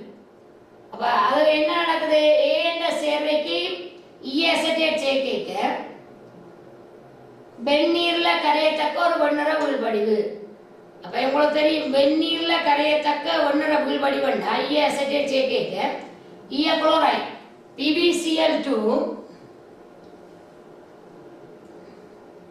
PbCl2 வந்து ஒரு உள்படிவு வெண்ணிற உள்படிவு. இது சூடான நீரில் கரையும் குளிர விட படியும். இப்போ வெந்நீரில் கரையக்கூடியது குளோரைட். மற்றது பி என்றதுக்கு EACEtate சேர்க்கைக்க உள்வடிவு இல்லை. அடுத்தது வெந்நீரில் கரையும் ஒரு மஞ்சள் உள்வடிவண்டைக்க இந்த சேர்வையில் உள்ள அயன்களை பார்க்க குளோரின் இருக்குது, அயோடின் இருக்குது. ஆகவே அது சரியான மஞ்சள் உள்வடிவு காரணம் PbI2. இப்போ ஏ வந்து வெந்நீரில் கரையக்கூடிய ஒரு வெண்ணிற உள்வடிவண்டபடியா அந்த குளோரின் அயன் நிலையில இருக்கணும். குளோரின் இணையே வரப்படாது, அயன் நிலையில இருக்க வேணும். ஆகவே ஆனால் 2 விதமான இணை இருக்க வேணும். அவை அந்த மூலக்கூட எல்லாத்துக்கும் வந்து மையான நிக்கல், மையான டீத்தோப்பு மூலம் நிக்கல் 2 விதமான இணை இருக்க வேணும். அப்போ அதில் பார்த்தீங்கன்னு சொன்னால் ஏ என்ற சேர்வைக்கு உங்களுக்கு அதில் பொருத்தமான மூலக்கூட்டு சூத்திரம் ஆக்சிஜன் 3, அப்போ நீர் 3, 15 ஹைட்ரஜன் இருக்கு. அப்போ 3 9 15. அப்போ ஏ என்ற சேர்வை இது. அதுக்கு பொருத்தமானது வந்து இந்த குளோரின் வந்து இணையா வராது, அயன் நிலையில வரும். இது ஒரு சிக்கல் சேர்வை. அமோனியாவு 3 அமோனியா இணையா வரும், 3 நீர் மூலக்கூறு இணையா வரும். அப்போ குளோரின் வந்து அயன் நிலையில இருக்குது. அதே மாதிரி வீழ்வடி புறவில்லையண்டா அப்போ அந்த வீழ்வடி ஒன்றும் வரையில்லைன்னு சொன்னால் அயன் நிலையில குளோரைடோ புரோமைடோ இல்லை. அப்போ அந்த குளோரின் இது சிக்கலுக்குள்ள வந்துட்டு, சிக்கலுக்குள்ள வந்தா குளோரின் 2 குளோரின் இணையா வருது, அமோனியா 4. அப்போ பி என்ற சேர்வை இது. 4 12 ஹைட்ரஜன், 4 12 ஹைட்ரஜன் உங்களுக்கு இங்கே வருது. முதலாவது பார்த்தீங்கன்னா 12 ஹைட்ரஜன் 4. அப்போ ரெண்டு விதமான இணை. அப்போ வீழ்வடிவு வராத விதமாக போகிற இணை வந்து குளோரின் அயன் வந்து, அதாவது அயன்கள் இல்லை, குளோரின் இணையாக வரும். மற்றது அதே மாதிரி மஞ்சள் வீழ்வடிவு அன்னைக்கு அயன் நிலையில் காணப்படும் ரெண்டு விதமான இணை, அமோனியா ஒரு இணை, நீர் ஒரு இணை, அயடின் அயன் நிலையில் காணப்படும். ஆகவே சரியான சூத்திரம் இது.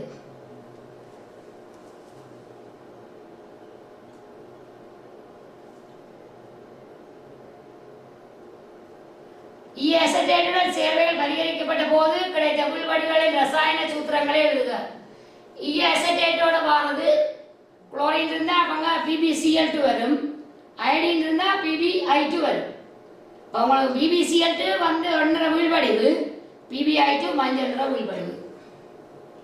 மேலே தரப்பட்ட சேர்வைகளில் உலோக அயனுடன் இணையாத அந்நியன் இருந்தால் அந்த அந்நியங்கள் ஒவ்வொன்றை இனம் காண்பதற்கான ரசாயன சோதனை வீதம் அவதானிப்புடன் குறிப்பிடுக. Cl- I- அயன் நிலையில் காணப்பட்டால், அதாவது இணையாக தொழிற்படாமல் மைய அணுவுக்கு தனிச்சோடி இலத்திரங்களை வழங்குகிற மாதிரி இல்லாமல் அயன் நிலையில் காணப்பட்டால், அங்கே அயன் நிலையில் காணப்பட்டால் ஒன்று Cl- ஒன்று I-. Cl- என்ன சோதனை? வெள்ளி நைட்ரேட் சேர்க்க வெள்ளை வீழ்வடி உருவாகி இது ஐதான அமோனியாவில் கரையும். I- வெள்ளி நைட்ரேட் சேர்க்க மஞ்சள் வீழ்வடி வந்து அது ஒன்றிலையும் கரையாது. பார்த்தீங்களா இந்த கவனிங்கோ, Cl- வெள்ளி நைட்ரேட் சேர்த்தீங்களா AgCl ஒன்றரை வீழ்வடி வரும், அமோனியா ஏக்கோஸ் சேர்த்தீங்கன்னா அது கரைஞ்சி AgNH3 twice 1+ diamine silver iron வரும்.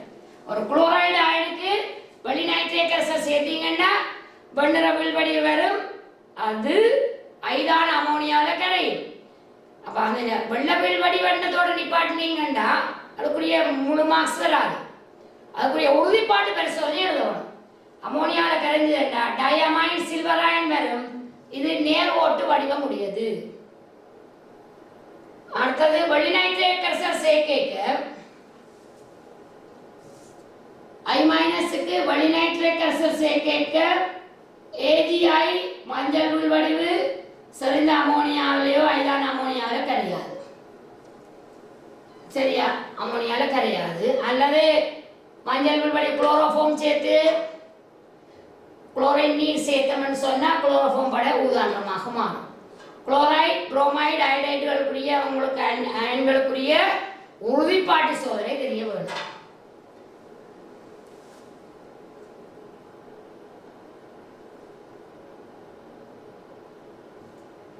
அடுத்த கேள்வி பாருங்க. ஒரு தாண்டல் உலோகம் எம்மானது நீர் ஊடகத்தில் ஒரு நிறச்சிக்கல் அயன் P-ஐ உண்டாக்குகிறது.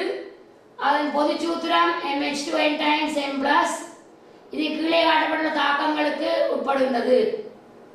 தாண்டல் உலோகம் M, அந்த சிக்கல் அயன் வந்து M1 அந்த P கரைசலுக்கு அமோனியா நீர் கரைசல் சேர்க்க Q1 வீழ்வடி வருது, Pக்கு சிறந்த HCl சேர்க்க மஞ்சள் நிறம் உள்ள கரைசல் இருக்குது. பிறகு அந்த பச்சைன்ற வீழ்வடிவுக்கு மிக அமோனியா சேர்க்க கடும் நீலம் நிறம் உள்ள கரைசல். அமோனியா சேர்க்க பச்சைன்ற வீழ்வடி உருவாகி மிக அமோனியாவில் கடும் நீலம் உருவாகுது, சிறந்த HCl சேர்க்க மஞ்சள். தெளிவாகவே தெரியும் இது நிக்கல் என்று தெரியும். அப்போ M வந்து நிக்கல், அதில் OCH +2 சிக்கலைன் P-ன் இடத்தில் நிலைப்பு. நீங்கள் அந்த சிக்கலைன் M-ன் இடத்தில் நிலைப்புனா நிக்கல் 2+ நீங்கள் Mn ஆகியவற்றின் பெருமானம் உங்களுக்கு தெரியும். M வந்து 2+, N வந்து 6 இணை, பொதுவாக 6 இணை கேத்திரம் வெண்முகி வடிவம். அந்த நிக்கல் ஹைட்ராக்சைடு வந்து பச்சைன்றது காரணம், மஞ்சள்ன்றது காரணம் NiCl4 2-. அடுத்தது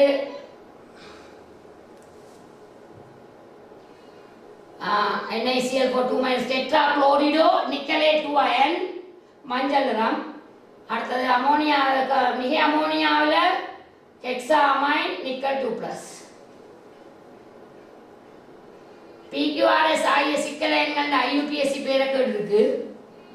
ஹெக்ஸா எக்வாட் நிக்கல் 2 அயன் அடுத்தது tetra chlorido nickelate ion, hexa aqua nickel 2 ion என்ன உங்களுக்கு தெரியும்.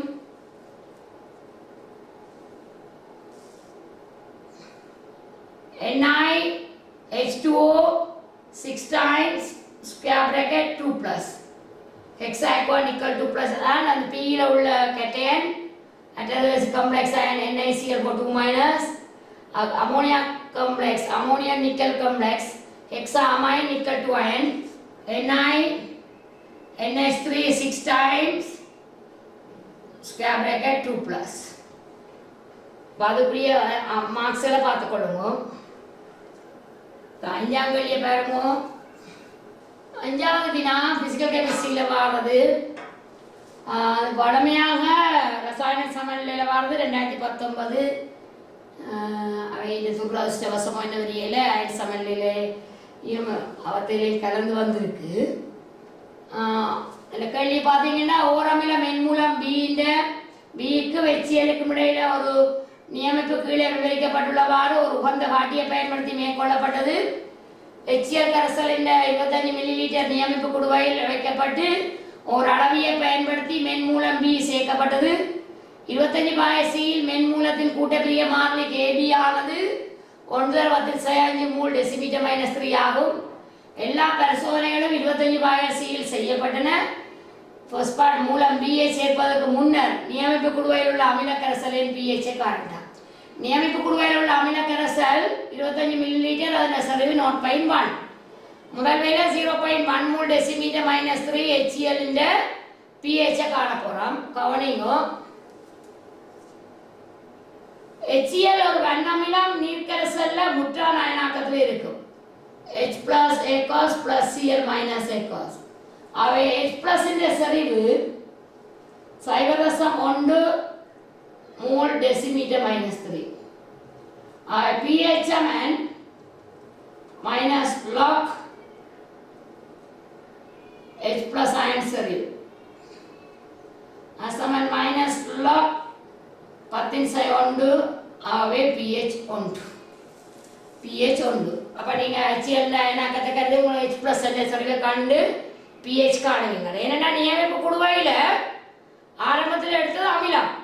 நியமிப்பு தொடங்க முதல் குடுவையில் 25 மில்லிலீட்டர் 0.1 மூல் டெசிமீட்டர் -3 HCl இருக்குது. அப்போ அந்த HCl அதாவது மூலத்தை சேர்ப்பதற்கு முன்னர் அதன் pH கேள்வி. பிரபீன் கரைசலின் 10 சென்டிமீட்டர் கணத்தை சேர்த்த பின்னர் நியமிப்பு குடுவையில் உள்ள கரைசலின் pH பரிமாணத்தை கணிக்குக. நியமிப்பு குழுவையில் உள்ள கரைசல் தாங்க கரைசலாக செயற்படுமா மறுபடியே விளக்கு. இப்போ அதில் கவனிங்க. அளவியில இருந்து சேர்க்கிறது மூலம் B 10 மில்லிலீட்டர் சேர்த்தா பிறகு அதில் pH கேட்கணும். இப்போ நாங்கள் பார்ப்போம்.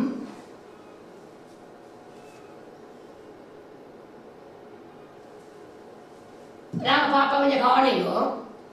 பீண்ட மூலனிக்கை NB சமன் பீண்ட ஆரம்ப சரிவு 0.15 மூல் டெசிமீட்டர் -3 10 மில்லிலீட்டர். அப்போ உங்களுக்கு இதில் மூல கண்டிங்கன்னா 1.5 தர 10/3 ஆரம்பத்தில் HCl மூல் 0.1 தர HCl சரிவு 0.1 25 மில்லிலீட்டர் 25/1000 அவை 2.5 தர 10/3 மூல். அப்போ அமில மூல் 2.5 காரத்தின மூல் 1.5 தர 10/3 அவை மிகையாக இருக்கிறது NH மிகையாக இருக்கிறது NH+. காரம் 1.5 அமிலம் 2.5 அப்போ மிகையாக இருக்கிறது அமிலம் H+ 1 தர 10/3 மூல். ஆகவே H+ இந்த செறிவு 25 சேர்த்த ஆரம்பத்தில் அமிலம் 25 மில்லிலீட்டர் சேர்த்த மூலம் 10 மொத்த கனளவு அப்போ 35 அப்போ 1 தர 10/3 35/1000 அதை சுருக்குனீங்கன்னு சொன்னால் அவங்களுக்கு இந்த விட வரும். இப்போ கவனிங்க. ஆரம்பத்தில் 0.1 தர 25/1000 என்னது அமிலத்தின மூல். காரத்தின் மூல் தசம் 1 தர 5 ஆயிடும். 1 கழிச்சிங்கன்னு சொன்னா மிக அமிலம் மிகையா இருக்கு. அதுங்களும் 35 மொத்த கணக்கு. ஆகவே அதன் சரிவு இது. ஆகவே pH இது. அடுத்த வழி பாருங்க. சமநிலை புள்ளி அடைவதற்கு தேவையான மென்மூல கரைசலின் கன அளவை காண்க. சமநிலை அடையக்க கவனிங்க. சமநிலை அடையக்கன்னா மென்மூலம் கவனிங்க. BOH plus HCl BCl plus H2O. இது ஒரு அமில மென்மூலம் BOH. அப்ப BOH க்கு HCl 1:1.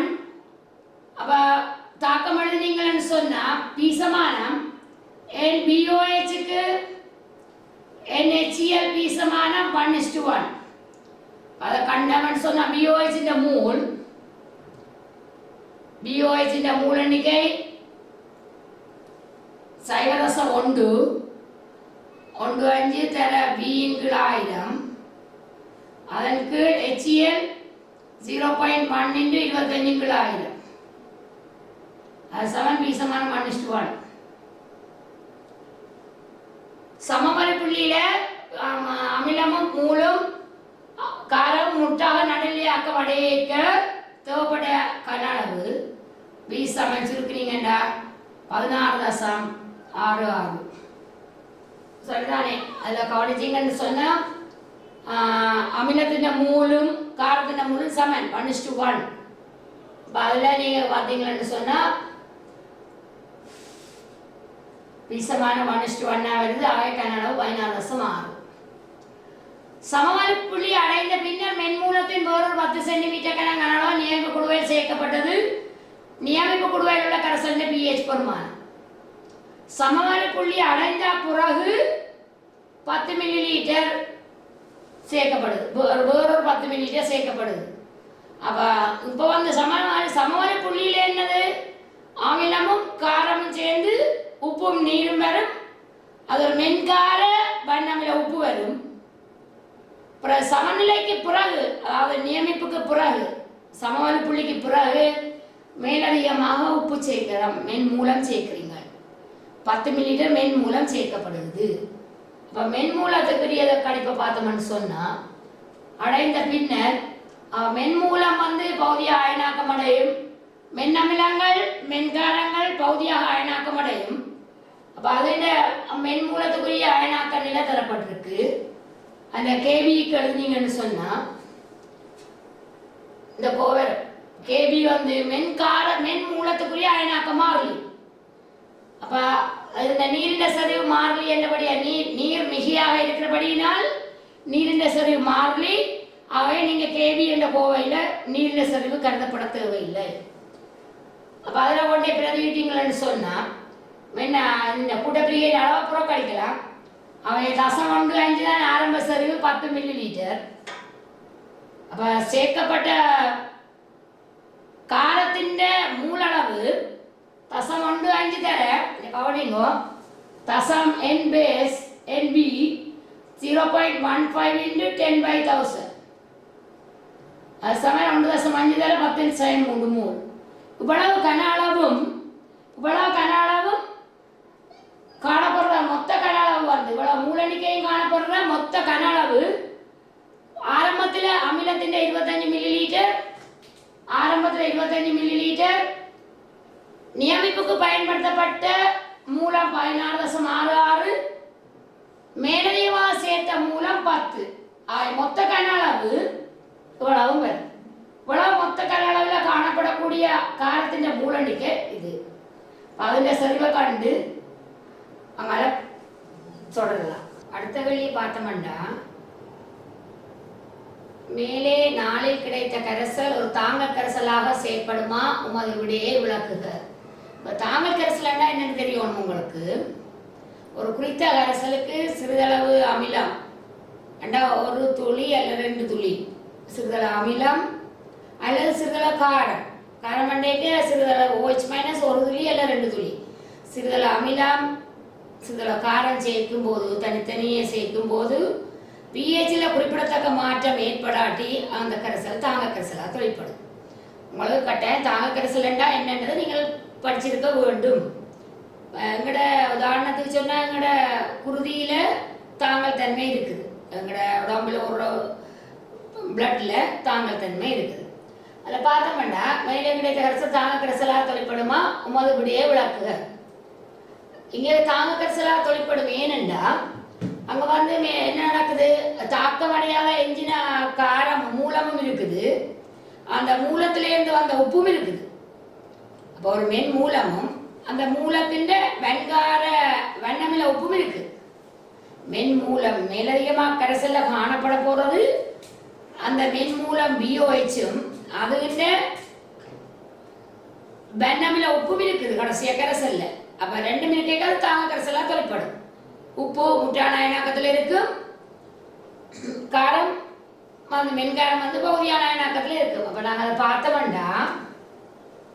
சில பார்த்தீங்களன்னு சொன்னால் கவனிங்கோ, மென் மூலம் பிஓஹெச் ஒரு மென் மூலம் நீர்க்கரைசல்ல பகுதியாக அயனாக்கம் அடையும். B plus aqueous plus OH minus ஏகோஸ்.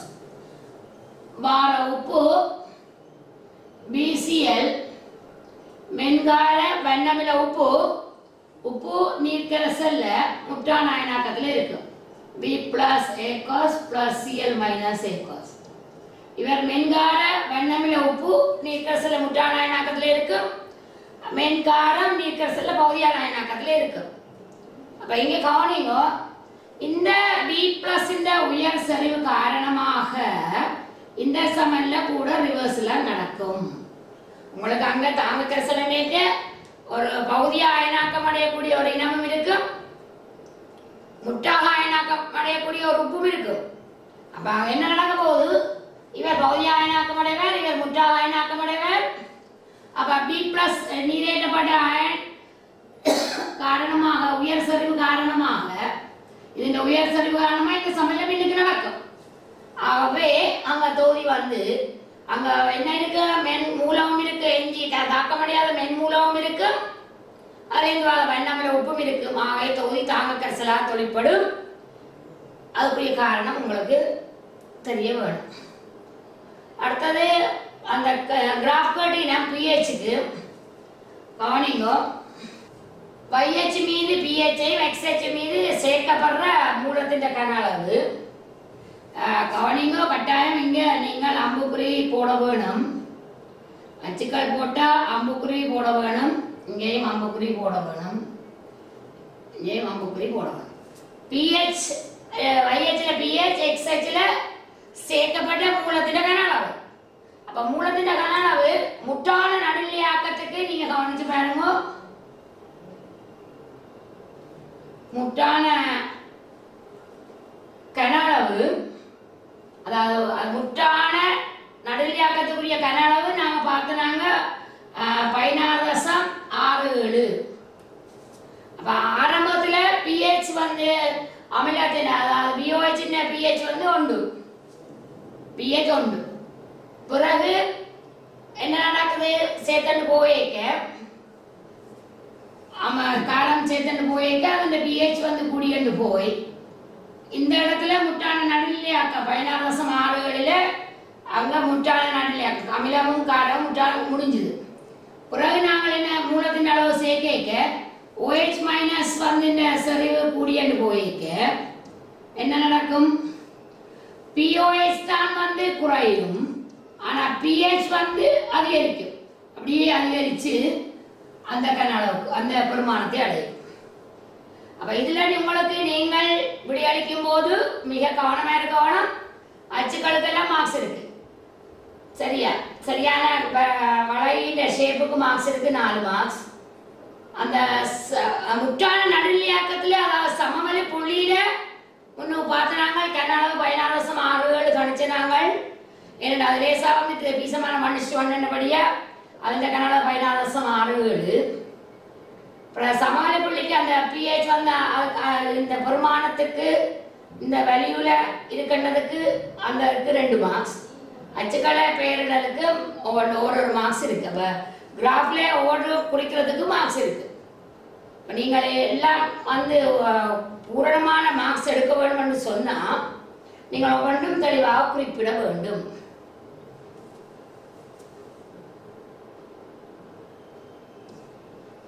அடுத்தது லட்சிய கரைசலோட அவத்த சமன்ல கேள்வி.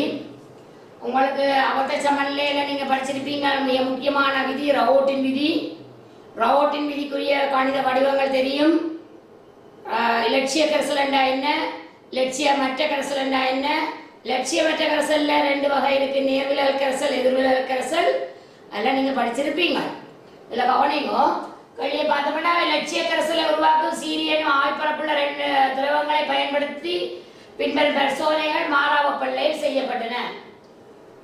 சீக்கமாண்டி ஆகிய திரவங்கள் ஒரு வெற்றிடமாக்கப்பட்ட உரைத்த பாத்திரத்தில் புகுத்தப்பட்டு சமநிலை அடைய விடப்பட்டன.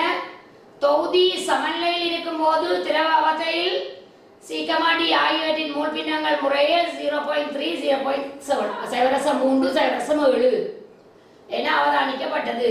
பாத்திரத்தின் மொத்த அமுக்கம் 2.7 பாஸ்கலாக காணப்பட்டது. இப்போ திரவ அவத்தையிலே சியும் டியும் 2 திரவங்கள் என்னது, 2மே வந்து லட்சிய கரைசலை உருவாக்கக்கூடியவை. கவனிங்கோ. சீக்கமா டி என்ற 2 திரவங்கள் இருக்குது.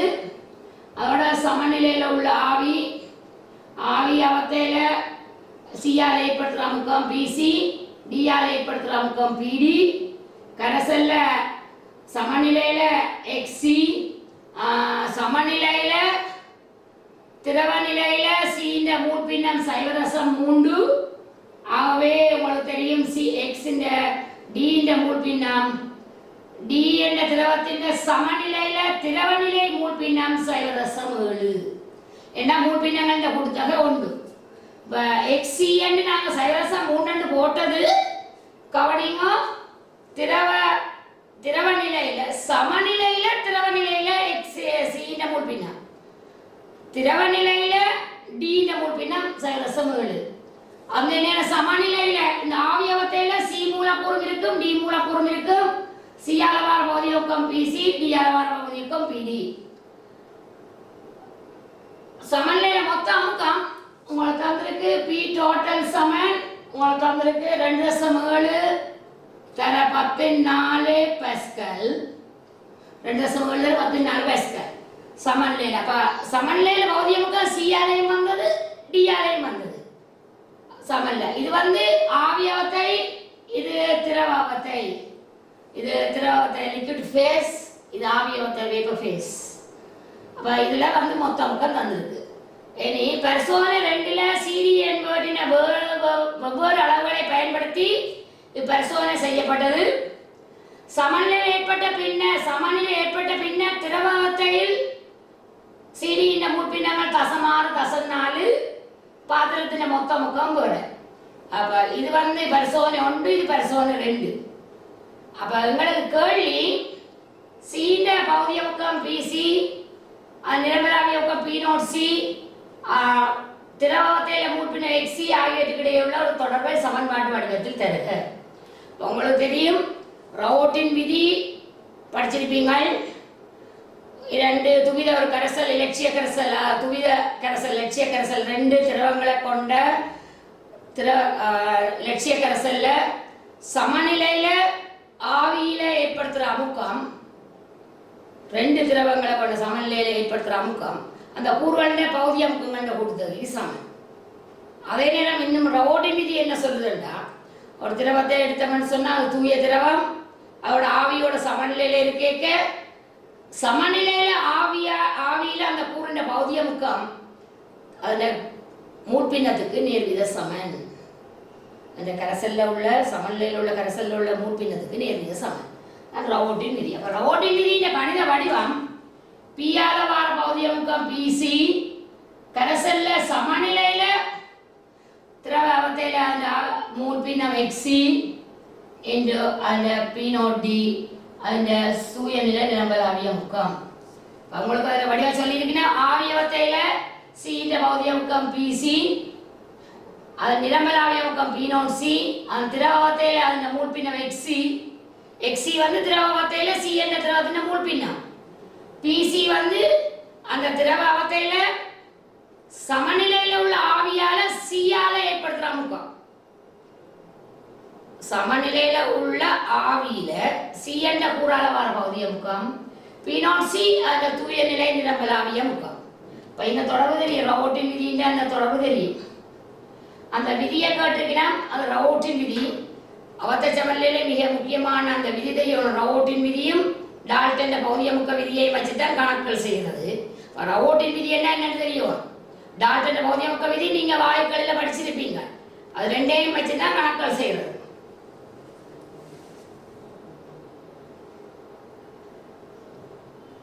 சீக்கமாடி ஆகியவற்றின் நிரம்பலாவிய அமுக்கங்களை கணிக்கிற சீக்கமாடி ஆகியவற்றின் நிரம்பலாவிய அமுக்கம் காண்றதுக்கு, அதாவது P0Cயும் P0Dயும் காணணும். சீக்கமாடின்ற தூய நிலை நிரம்பலாவிய அமுக்கம் காணணும். அப்ப ரெண்டுன்ற தூய நிரம்பலாவிய அமுக்கம் காணணும். அவை ரெண்டு சமன்பாடு தேவை. அதுக்கு தான் ரெண்டு பரிசோதனை விவரம் வந்திருக்கு. பரிசோதனை 1 பரிசோதனை 2 ரெண்டு நடைமுறை தரப்பட்டுள்ளமைக்கு காரணம் ரெண்டு தூய நிரம்பலாவிய அமுக்கம் காணணும். அவை ரெண்டு ஒருங்கம சமன்பாடு நீங்கள் எடுக்க வேணும். நீங்கள் இப்ப இதுல படிக்கைக்கே நீங்க அவத்த சமநிலையில அது சம்பந்தப்பட்ட கணக்குகளை செய்திருப்பீங்க. அப்ப CD நிரம்பலாவிய அமுக்கம் காணிக்க கவனிங்கோ. P மொத்த அமுக்கம் P சமன் P total சமன் உங்களுக்கு தெரியும் PC plus PD. P total முதலாவது பரிசோதனையில 10^14 பாஸ்கல். அது சமன் PC XC into P0C சக XD into P0D. PC card இதை போடுவீங்க, PD கார்டு இதை போடுவீங்க. அது சமன் XC திரவ நிலையில மூழ்பின 0.3 தரவு P0C நீங்க கணிக்க வேணும். திரவ நிலையில பரிசோதனை 1ல D ன்ற மூழ்பின 0.7 P0D நீங்கள் கணிக்க வேணும். அது சமன் இந்த மொத்த அமுக்கம் சமன்பாடு 1. அதே மாதிரி சமன்பாடு 2ல 2.4 தர 14 பாஸ்கல் சமன் பரிசோதனை 2ல C ன்ற சமநிலை திரவ நிலை மூழ்பினம். பரிசோதனை 2ல C ன்ற சமநிலை திரவ நிலை மூழ்பினம் 0.6 தர P0C சக D ன 4 தர P0D. சமன்பாடு 2 P0D. ரெண்டு சமன்பாடு 2 தெரியாக்கணியம். ஆகவே நீங்கள் P0Cயும் கணிக்கலாம், P0Dயும் கணிக்கலாம். பரிசோதனை 1ல இருந்து ஒரு சமன்பாடு எடுப்பீங்கள், பரிசோதனை 2ல இருந்து இன்னொரு சமன்பாடு எடுப்பீங்கள். ரெண்டு தெரியாக்கணியம் P0Cயும் P0Dயும். ஆகவே நீங்கள் அதை ஒரு சாதாரண ஒருங்கமை சமன்பாடு தீர்க்கும் மாதிரி நீங்கள் அதை தீர்த்து கொள்வீங்கள்.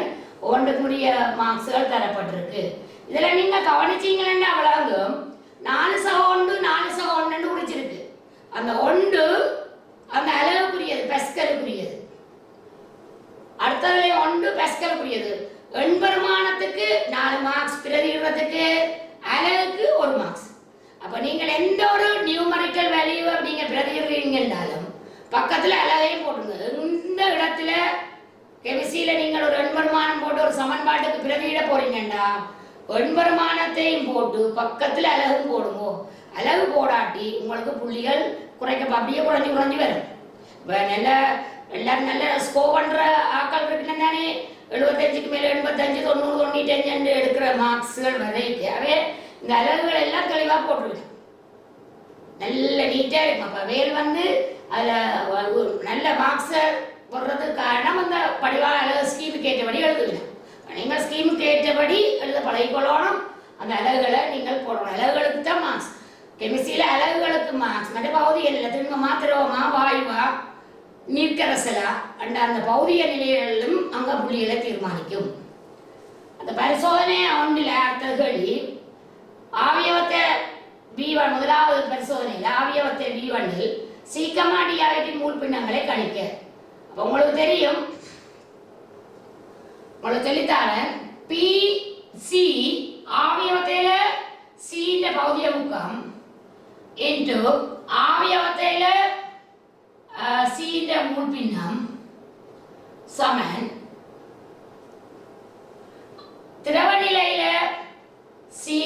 பின்னம் இன்டு பி நாட் டி. அப்படியா கவனிங்க, இது வந்து பௌதிக முக்கம் சமன். இது கவனிங்க, இந்த மொத்த முக்கம் ஆவியவத்தையில வந்து சீண்ட மூல் பின்னம் தர அதிண்ட மொத்த முக்கம் பி டோட்டல் ஆவியவத்தையில மூல் பின்னம் தர பி டோட்டல் சமன் கரைசல்ல திரவ நிலையில மூல் பின்னம் தர பி நாட் டி. அதான் நாங்க பொதுவா என்ன சொல்லுவோம், பிசி என்று சொல்லுவோம்.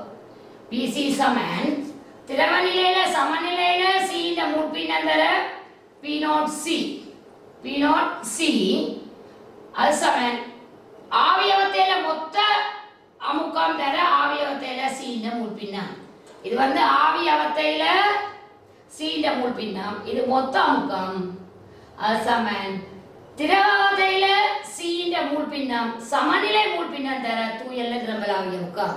ரெண்டு பௌதிக முக்கத்துக்கு சமன். கவனிங்க, பிசி சமன் X into P not C என்றது ரவோட்டின் விதியை அப்ளை பண்றோம். இந்த பிசி சமன் இந்த சமன்பாட்டுக்கு எடுக்கிறோம் டால்டன் பௌதிக முக்க விதி. அப்படியே விளங்கிக் கொள்ளுங்க. பௌதிக முக்கம் சமன் திரவ நிலையில மூல் பின்னம் தர தூயல்ல நிரம்பல் ஆவிய முக்கம் ஒரு சமன்பாடு. அடுத்த பௌதிக முக்கம் சமன் ஆவியவத்தையில குறிப்பிட்ட கூறின மூல் பின்னம் தர மொத்த முக்கம். அதை நீங்க பயன்படுத்தினீங்கன்னு சொன்னா அந்த கூறுகளின் ஆவியவத்தையில மூல் பின்னத்தை காணலாம். இதுதான் நாங்க நுட்பம். இந்த சமன்பாடு திரவ நிலையில மூல் பின்னம் தர தூயல்ல நிரம்பல் ஆவிய முக்கம் சமன் ஆவியவத்தையில மொத்த முக்கம் தர குறிப்பிட்ட கூறின ஆவியவத்தையில மூல் பின்னம். நீங்கள் அதை இதன்னு சொன்னா உங்களுக்கு அந்த கூறின ஆவியவத்தையில கூறின மூல் பின்னம் காணலாம். இதைத்தான் பயன்படுத்தி இருக்கு. மொத்த முக்கம் தர ஆவியவத்தையில சீன மூல் பின்னம் முதலாவதுக்கு சமன் திரவ நிலையில மூல் பின்னம் தர அந்த தூயல்ல நிரம்பல் ஆவிய முக்கம். ஒரேடியா இதுல இந்த பி டோட்டல கொண்டே கீழே பிடிச்சிருக்கேன். அதே மாதிரி தான் டி. இது இந்த ஆவியவத்தையில சீன மூல் பின்னம் தசம் ரெண்டுண்டா ஆவியவத்தையில டி மூல் பின்னம் தசம் 8. ஆவியவத்தையிலே கூறுகளின மூல் பின்னங்கள்ல கொடுத்தக உண்டு. திரவாவத்தையிலே சமநிலையில மூல் பின்னங்கள்ல கொடுத்தக உண்டு. அதை நீங்கள் இதில் கவனிச்சுக்கணும். ஒன்றை வடிவா கணிச்சிங்கன்னா அடுத்தது கழிச்சு எடுத்துக்கலாம். பரிசோதனை 2ல ஆவியவத்தையில சிடி ஆகிய மூல் பின்னங்களை கணிக்க சொல்லி இருக்கு. அதை கவனிங்கோ. பரிசோதனை 2ல அதே மாதிரி தான் என்னண்டு பரிசோதனை 2லயும் P total into X C at vapor phase practical number 2 equal XC திரவ நிலையில into P naught C. திரவ நிலையில மூல் பின்னம் தர தூயல்ல நிரம்பல் ஆவிய முக்கம். பரிசோதனை 2ல மொத்த முக்கம் இது தர அந்த மூல் பின்னம் ஆவியவத்தையில மூல் பின்னம் சமன் திரவ நிலையில மூல் பின்னம் இன்று அந்த பெருமானம். அதை கழிச்சோம்னா தசமஞ்சு வரும். ஏன்னா அதாவது ஒரு கூறின் மூல் பின்னத்தை நீங்க தெளிவாக கழிக்கும். மற்றது ஒன்றுலேருந்து கழிக்கலாம். அப்புறம் ரெண்டுக்கு சமன்பாடு போட்டு டைமை வேஸ்ட் பண்ண தேவையில்லை. ஒன்று அதாவது ஒரு கூறின் மூல் பின்னம் நீங்க தெளிவாக கழிக்க வேணும். மற்றது நேரடியாக போடலாம். மாணவப்பள்ளியில் வரையப்பட்ட ஒரு அமுக்க அவத்தை வரிப்படத்தில் மேற்கொடுத்த பரிசோதனைகள் திரவ ஆவிய அவத்தைகளின் அமைப்புகளை உரிய அமுக்கங்களையும் காட்டுக. அடுத்த ஆவிய அமுக்க வரத்தை கேட்டு கிடக்கு. இப்போ பி நாட் சிஎன்டேக்க இங்க வந்து என்ன சொல்லலாம், எக்ஸி சமன் இங்க 1 XD சமன் ஆரம்பத்தில் 0. அண்டாங்க பியோர் அதாவது தூய சி என்ற திரவம் மட்டும் அதான் 100% சி என்று போடுவீங்கன்னா. அப்படி இல்லாட்டி நீங்கள் XC சமன் 1 XD சமன் 0 போடலாம். ஆனால் தூய திரவம் மட்டும் சி என்ற திரவம் மட்டும்தான் கரைசல் இருக்கு. அப்போ வார பௌதிக முக்கம் B not C. B not C என்ன அர்த்தம், ஒரு குறித்த ஒரு திரவம் அதோட ஆவியோட சமநிலையில் இருக்க அந்த சம ஆவியால் ஏற்படுத்துகிற முக்கம். சி என்ற திரவம் மட்டும் எடுத்தீங்கன்னு சொன்னா அது வந்து அதோட தூயல்ல நிரம்பல் ஆவிய முக்கம். சிடி என்ற 2 திரவம் எடுத்தீங்கன்னா சமநிலையில வர மொத்த முக்கம் பி டோட்டல் பிசி பிளஸ் பிடி. தனித்து ஒரே ஒரு திரவம் எடுத்தீங்கன்னா அதில் ஆவியில வர்றது அதில் தூயல்ல துயில நிரம்பலாவிய முக்கம் மட்டும். உங்களுக்கு அது P0C என்ன, PC என்ன, XC என்ன, ஆவியவத்தையில கூறுகள் மூல் பின்னம் என்னன்றது எல்லாம் தெளிவா தெரியணும். ரோபோட்டின் விதியின் கணித வடிவம் தெரியணும், ரோபோட்டின் விதியின் விதியும் தெரியணும், கணித வடிவம் தெரியணும். அதே மாதிரி P0D என்னது கவனிச்சீங்கன்னா XC வந்து இங்க 0, XD வந்து 1. XC அதிகரிக்கிற திசை இது, XD அதிகரிக்கிற திசை இது. இப்படி பார்த்துட்டீங்கன்னா அச்சுக்களை குறிச்சிட்டீங்கன்னா XC 1க்கு அதால வார துயல் நிரம்பலாவியக்கம் P0C, மற்றது P0D. உங்களுக்கு தெரியும் நாங்கள் முதல் கணிச்சிட்டோம், P0C P0Dயும் கணிச்சிட்டோம். P0C இந்த வருமானம் P0D விட குறைவு. முதல் பகுதியில் கணிச்சாச்சு, கூறுகளின் துயல் நிரம்பலாவியக்கம் கண்டுட்டோம். P0C இந்த வேல்யூ பொறுமதி P0Dயிலும் பார்க்க சின்ன, அப்போ நாங்கள் அதை இங்கே போடுறோம். P0D அதில் பார்க்க உயர்வு அங்கே போடுறோம். அந்த லட்சிய கரசில் இருந்தால் அவங்களுக்கு தெரியும் என்ன நடக்குது, நேர்கோட்டிலேயே வருது. அடுத்தது பாருங்க, அது லட்சிய கரசில் இருக்கீங்க திரவத்தை வரைவு நேர்கோட்டில் வரும், ஆவியவத்தை கொஞ்சம் வளைகோட்டில் வரும். அது உங்களுக்கு தெரியும், நீங்கள் படிச்சிருப்பீங்க. இப்போ ஆரம்பத்தில் கரசலில் CD மூல் பின்னம் நீங்கள் பார்த்துருப்பீங்க, தசம் 3, மற்றது தசம் 2, மற்றது இப்போ கண்டிடம் ஆவியில் மூல் பின்னம் தசம் 5, மற்றது தசம் 5 ஆவியில் மூல் பின்னம். அப்போ இதில் கவனிங்க, இது வந்து ஆவியில் பரிசோதனை 2 ஆவியில் சீன மூல் பின்னம், சீன மூல் பின்னம் தசம் 5ன்னா டீனே தசம் 5. அதில் ஆவியோட பரிசோதனை 2ல் ஆவியில சமநிலையில் இருக்கிற திரவத்தில் அதில் திரவத்தில் மூப்பினா தசம் 6. 2வது பரிசோதனையில சீண்ட சமநிலையில திரவத்தில் மூப்பினா தசம் 6. அப்போ நீங்கள் அது குறிப்பீங்க, இதெல்லாம் தந்த வருமானம், இது தசம் 6. அதே மாதிரி இங்க முதல் பரிசோதனையில என்ன தசம் 2 தசம் 3 வந்திருக்கு. அப்போ நீங்கள் அதை நீங்கள் குறிச்சு காட்டுவீங்க, ஒவ்வொன்றுக்கும் மார்க்ஸ் இருக்கு. இல்லை அச்சுக்களை நீங்கள் எது அதிகரிக்கிற திசையெல்லாம் குறிச்சிங்கன்னா சரி. அச்சுக்களை குறிக்கிறதுக்கு 2 y அச்சுக்கு 2 மார்க்ஸ், x அச்சுக்கு 2 மார்க்ஸ், y அச்சில் pH, x அச்சில் அந்த மூல் பின்னம் அல்லது குறிக்கிறதுக்கு 2 மார்க்ஸ். நீங்கள் x அச்சில் என்னென்னு குறிச்சு காட்டணும், y அச்சில் pH என்ன, சாரி y அச்சில் இதில் கவனித்துக்கொள்ளும், அதில் P0C என்றதை குறிச்சு காட்டணும். சாரி pHன்னு சொல்லிட்டேன். P0C தூயல்ல நிரம்பலாவிய முக்கம், y அச்சில் X அச்சில் மூல் பின்னம், அதுக்கு 2 மார்க்ஸ். அந்த P0C P0D குறிக்கிறதுக்கு 2 மார்க்ஸ். அந்த எல்லாத்தையும் குறிக்கிறது கவனிச்சுக்கொள்ளுங்க. XCல அங்கே தசம் 3, L2ல தசம் 6 இந்த பெருமானங்களை குறிக்கிறதுக்கு 2 வரும். நீங்கள் ஒவ்வொன்றையும் குறித்து காட்டணும், மூல் பின்னங்கள் குறித்து காட்டப்பட வேண்டும்.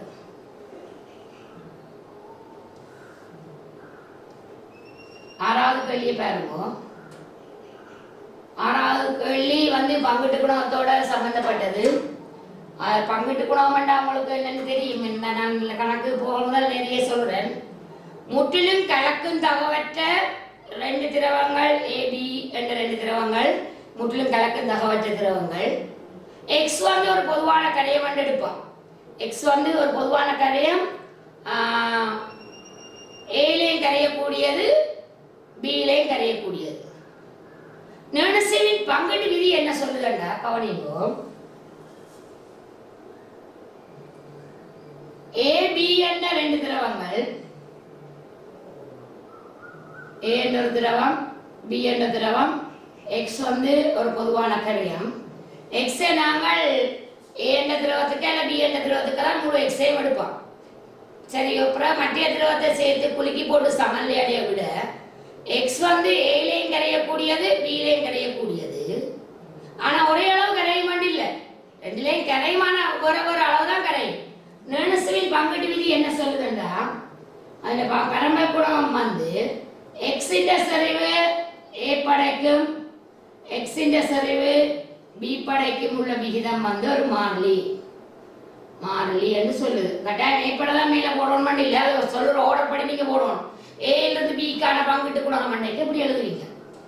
AB 2 முற்றிலும் கலக்கும் தகவற்ற 2 திரவங்கள், X வந்து ஒரு பொதுவான கரையம், Aலையும் கரையக்கூடியது, Bலையும் கரையக்கூடியது. அப்ப ரெண்டுக்கும் இடையில உள்ள அந்த சரி விகிதம் வந்து ஒரு மாறிலி. இது பங்கிட்டு குணம் கேடி, பங்கிட்டு குணம்னு சொல்ற கேடிய, இது வெப்பநிலையில அங்குள்ள மாறிலி. வெப்பநிலை மாறினா பங்கிட்டு குணம் மாறுபடும். அந்த எக்ஸ் கொண்டிருக்க வேண்டிய இயல்புகள், எக்ஸ் வந்து ஏபி ரெண்டு திரவங்களுடன் தாக்கமடையக்கூடாது, அங்க அந்த திரவங்களுடைய அயனாக்கம் அடையக்கூடாது, தாக்கமடையக்கூடாது, அயனாக்கம் அடையக்கூடாது, கூட்டப்பிரிகை அடையக்கூடாது, சிக்கல் அடையக்கூடாது, சாதாரணமா இணக்கம் அடையக்கூடாது, டைமர் ஆகக்கூடாது. இப்படி ரெண்டு மூலப்பொருள் சேருமா போல கரைஞ்ச நிலையில இருக்க வேணும். ஏலே பியிலே சாதாரணமா கரைஞ்ச நிலையில இருக்கும், தாக்கம் அடையக்கூடாது. அப்ப இப்ப கவனிங்க, இப்ப பங்கிட்டுக்கணும் இது ஏக்கும் பிக்குமான எக்ஸ் என்ன பங்கிட்டுக்கணும் 25 என்ன அர்த்தம்? எக்ஸ் வந்து பி என்ற திரவத்துல கரைகிறதிலும் பார்க்க 25 மடங்கு ஏல கரையுது என்றுதான் அர்த்தம். நாங்கள் அந்த கேள்வியை பார்த்தோம்னு சொன்னா, ஒரு சேன கரைப்பான் ஆர்கானிக் லேயர் அடுத்த நீரும் ஒன்று கலக்காத அதேவேளை அவை ஒரு ஈரவத்தை தொகுதியை உண்டாக்குகின்றன. ஒரு சேன கரைப்பான் ஆர்கானிக் லிக்விட், அதாவது ஆர்கானிக் சோல்வெண்ட்டும் நீரும் வந்து ஒன்றோடு ஒன்று கலக்காத ரெண்டு திரவங்கள் ஈரவத்தை தொகுதியை உண்டாக்குன வெப்பநிலை டீயில் சேன திரவத்துக்கு நீருக்கு முடியே எக்ஸின் பரம்பலுக்கான பங்கிட்டு குணம் 4 வந்திருக்கு. இதுல என்ன விளங்குதுன்னு சொன்னா, நீரில எக்ஸ் கரையிறத்திலும் பார்க்க சேதன திரவத்துல 4 மடங்கு கூட கரையுது. பங்கிட்டு குணம் 4. நீர்ல எக்ஸ் கரையிறதிலும் பார்க்க சேதன படையில 4 மடங்கு கூட கரையுது. சேதன திரவத்தின் 100 மில்லி லிட்டரையும் நீரின் 100 மில்லி லிட்டரையும் கொண்ட ஒரு தொகுதியுடன் எக்ஸின் 0.5 மோல் சேர்க்கப்பட்டது. இப்ப நீரில கனளவு 100, சேதன திரவத்தின் கனளவு 100. நீரும் சேதன திரவமும் முற்றிலும் கலக்கும் தவற்ற ரெண்டு திரவங்கள். பொதுவான கரையம் எக்ஸ் வந்து 0.5 மோல் சேர்க்கப்பட்டது. தொகுதி வெப்பநிலை டீயில் சமநிலை விடப்பட்டது. சேதன சேர்வையில் எக்ஸின் சரிவை காணட்டான். பங்கிட்டு குணம் தந்திருக்கு. அப்ப இதுல கவனிங்கோ, ரெண்டுமே கனளவு சமன், கனளவு சமன். அப்ப கவனிங்க, கேடி என்னைக்க சேதன சேர்வைக்கும் நீர்ப்படைக்கும் உள்ள பங்கிட்டு குணம் தான் 4. அதை கேட்கினா சேதன படையில எக்ஸின் சரிவை காணட்டான். சேதன படையில எக்ஸின் சரிவு என்னைக்க எக்ஸ் மூல் வந்து நீருக்கு இருக்கன்னு வச்சோம்டா 0.5 எக்ஸ் மூல் வந்து சேதன சேர்வைக்கு போகும். இப்போ கவனிங்கோ, இதை நாங்கள் ஆர்கானிக் லேயர்னு வச்சோம்டா, இதை ஆர்கானிக் லேயர்னு வச்சோம்டா, இது நீர் எடுத்தோம்டா, இதுக்குள்ள சிமோல் எக்ஸ் மூல் இருக்குன்னா இதுக்குள்ள சமநிலையில 0.5 எக்ஸ் மூல் இருக்கு. இது வந்து நீர் படைன்னு எடுக்கிறோம், திருப்பி ஆர்கானிக் படை. ரெண்டுக்கும் உள்ள பங்கிட்டு குணம் வந்து 4. சரிதானே? இது ஆர்கானிக் லேயர்னு சொல்றேன், திருப்பி இதை நீர் எடுக்கிறேன். அப்ப இது வந்து 4. இங்க வந்து கவனிங்கோ, இதுக்குள்ள நீர்ப்படையில போன எக்ஸ் மூலன்னு எடுத்தா 0.5 எக்ஸ் வந்து ஆர்கானிக் லேயர்ல போனது. இப்போ எக்ஸ் இன்டு வி അതിന്റെ செறிவு, இங்க 0.5 மூல் எக்ஸ் இன்டு வி അതിന്റെ செறிவு. இப்போ கட்டாயம் வந்து கவனிங்க, கட்டாயம் வந்து செறிவு மூல் டெசிமீட்டர் மைனஸ் 3 இருக்கணும் இல்லை, மூல் மில்லி லிட்டர் மைனஸ் 1 இருக்கலாம். கட்டாயம் மூல் டெசிமீட்டர் மைனஸ் 3 இருக்கணும் இல்லை, ஒரே அளவு வந்து வெட்டுப்படும். அப்போ இதுக்குள்ள வர மூல் 0.1 மூல், அவ்வளவு வந்து 100 மில்லி லிட்டர்ல இவ்வளவு வந்து நீருக்கு போன மூல். அவை சேதன படையக்கு இருக்கிறது 0.5 எக்ஸ், அப்போ அது 0.4 மூல், அவ்வளவு 100 மில்லி லிட்டர்ல ஆகவே சரி. அதே மாதிரி அடுத்தது கவனிங்க,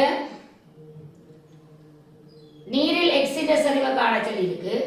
நீர்ப்படையில எக்ஸின் மூல் எண்ணிக்கை 0.1 மூல், ஆனா நீர்ப்படையில கனளவு 100 மில்லி லிட்டர், சேனப்படை 100 மில்லி லிட்டர். ஆகவே அதில் சரிவை காணலாம். சேர்வு வையாக நீரவத்தை மாத்திரம் கரையத்தக்கது. நீரவத்தை எக்ஸும் வையும் தாக்கம் பிடித்து சட்டை உண்டாக்குகின்றன. வைக்கமா செட் ஆகியன இருத்தல் சேதனப்படைக்கும் நீருக்கும் இடையே எக்ஸின் பரம்பரை பாதிப்பதில்லை. சேதனப்படையை நீரையும் கொண்ட ஒரு ஈரவத்தை தொகுதி தொடர் தயாரிக்கப்பட்டது.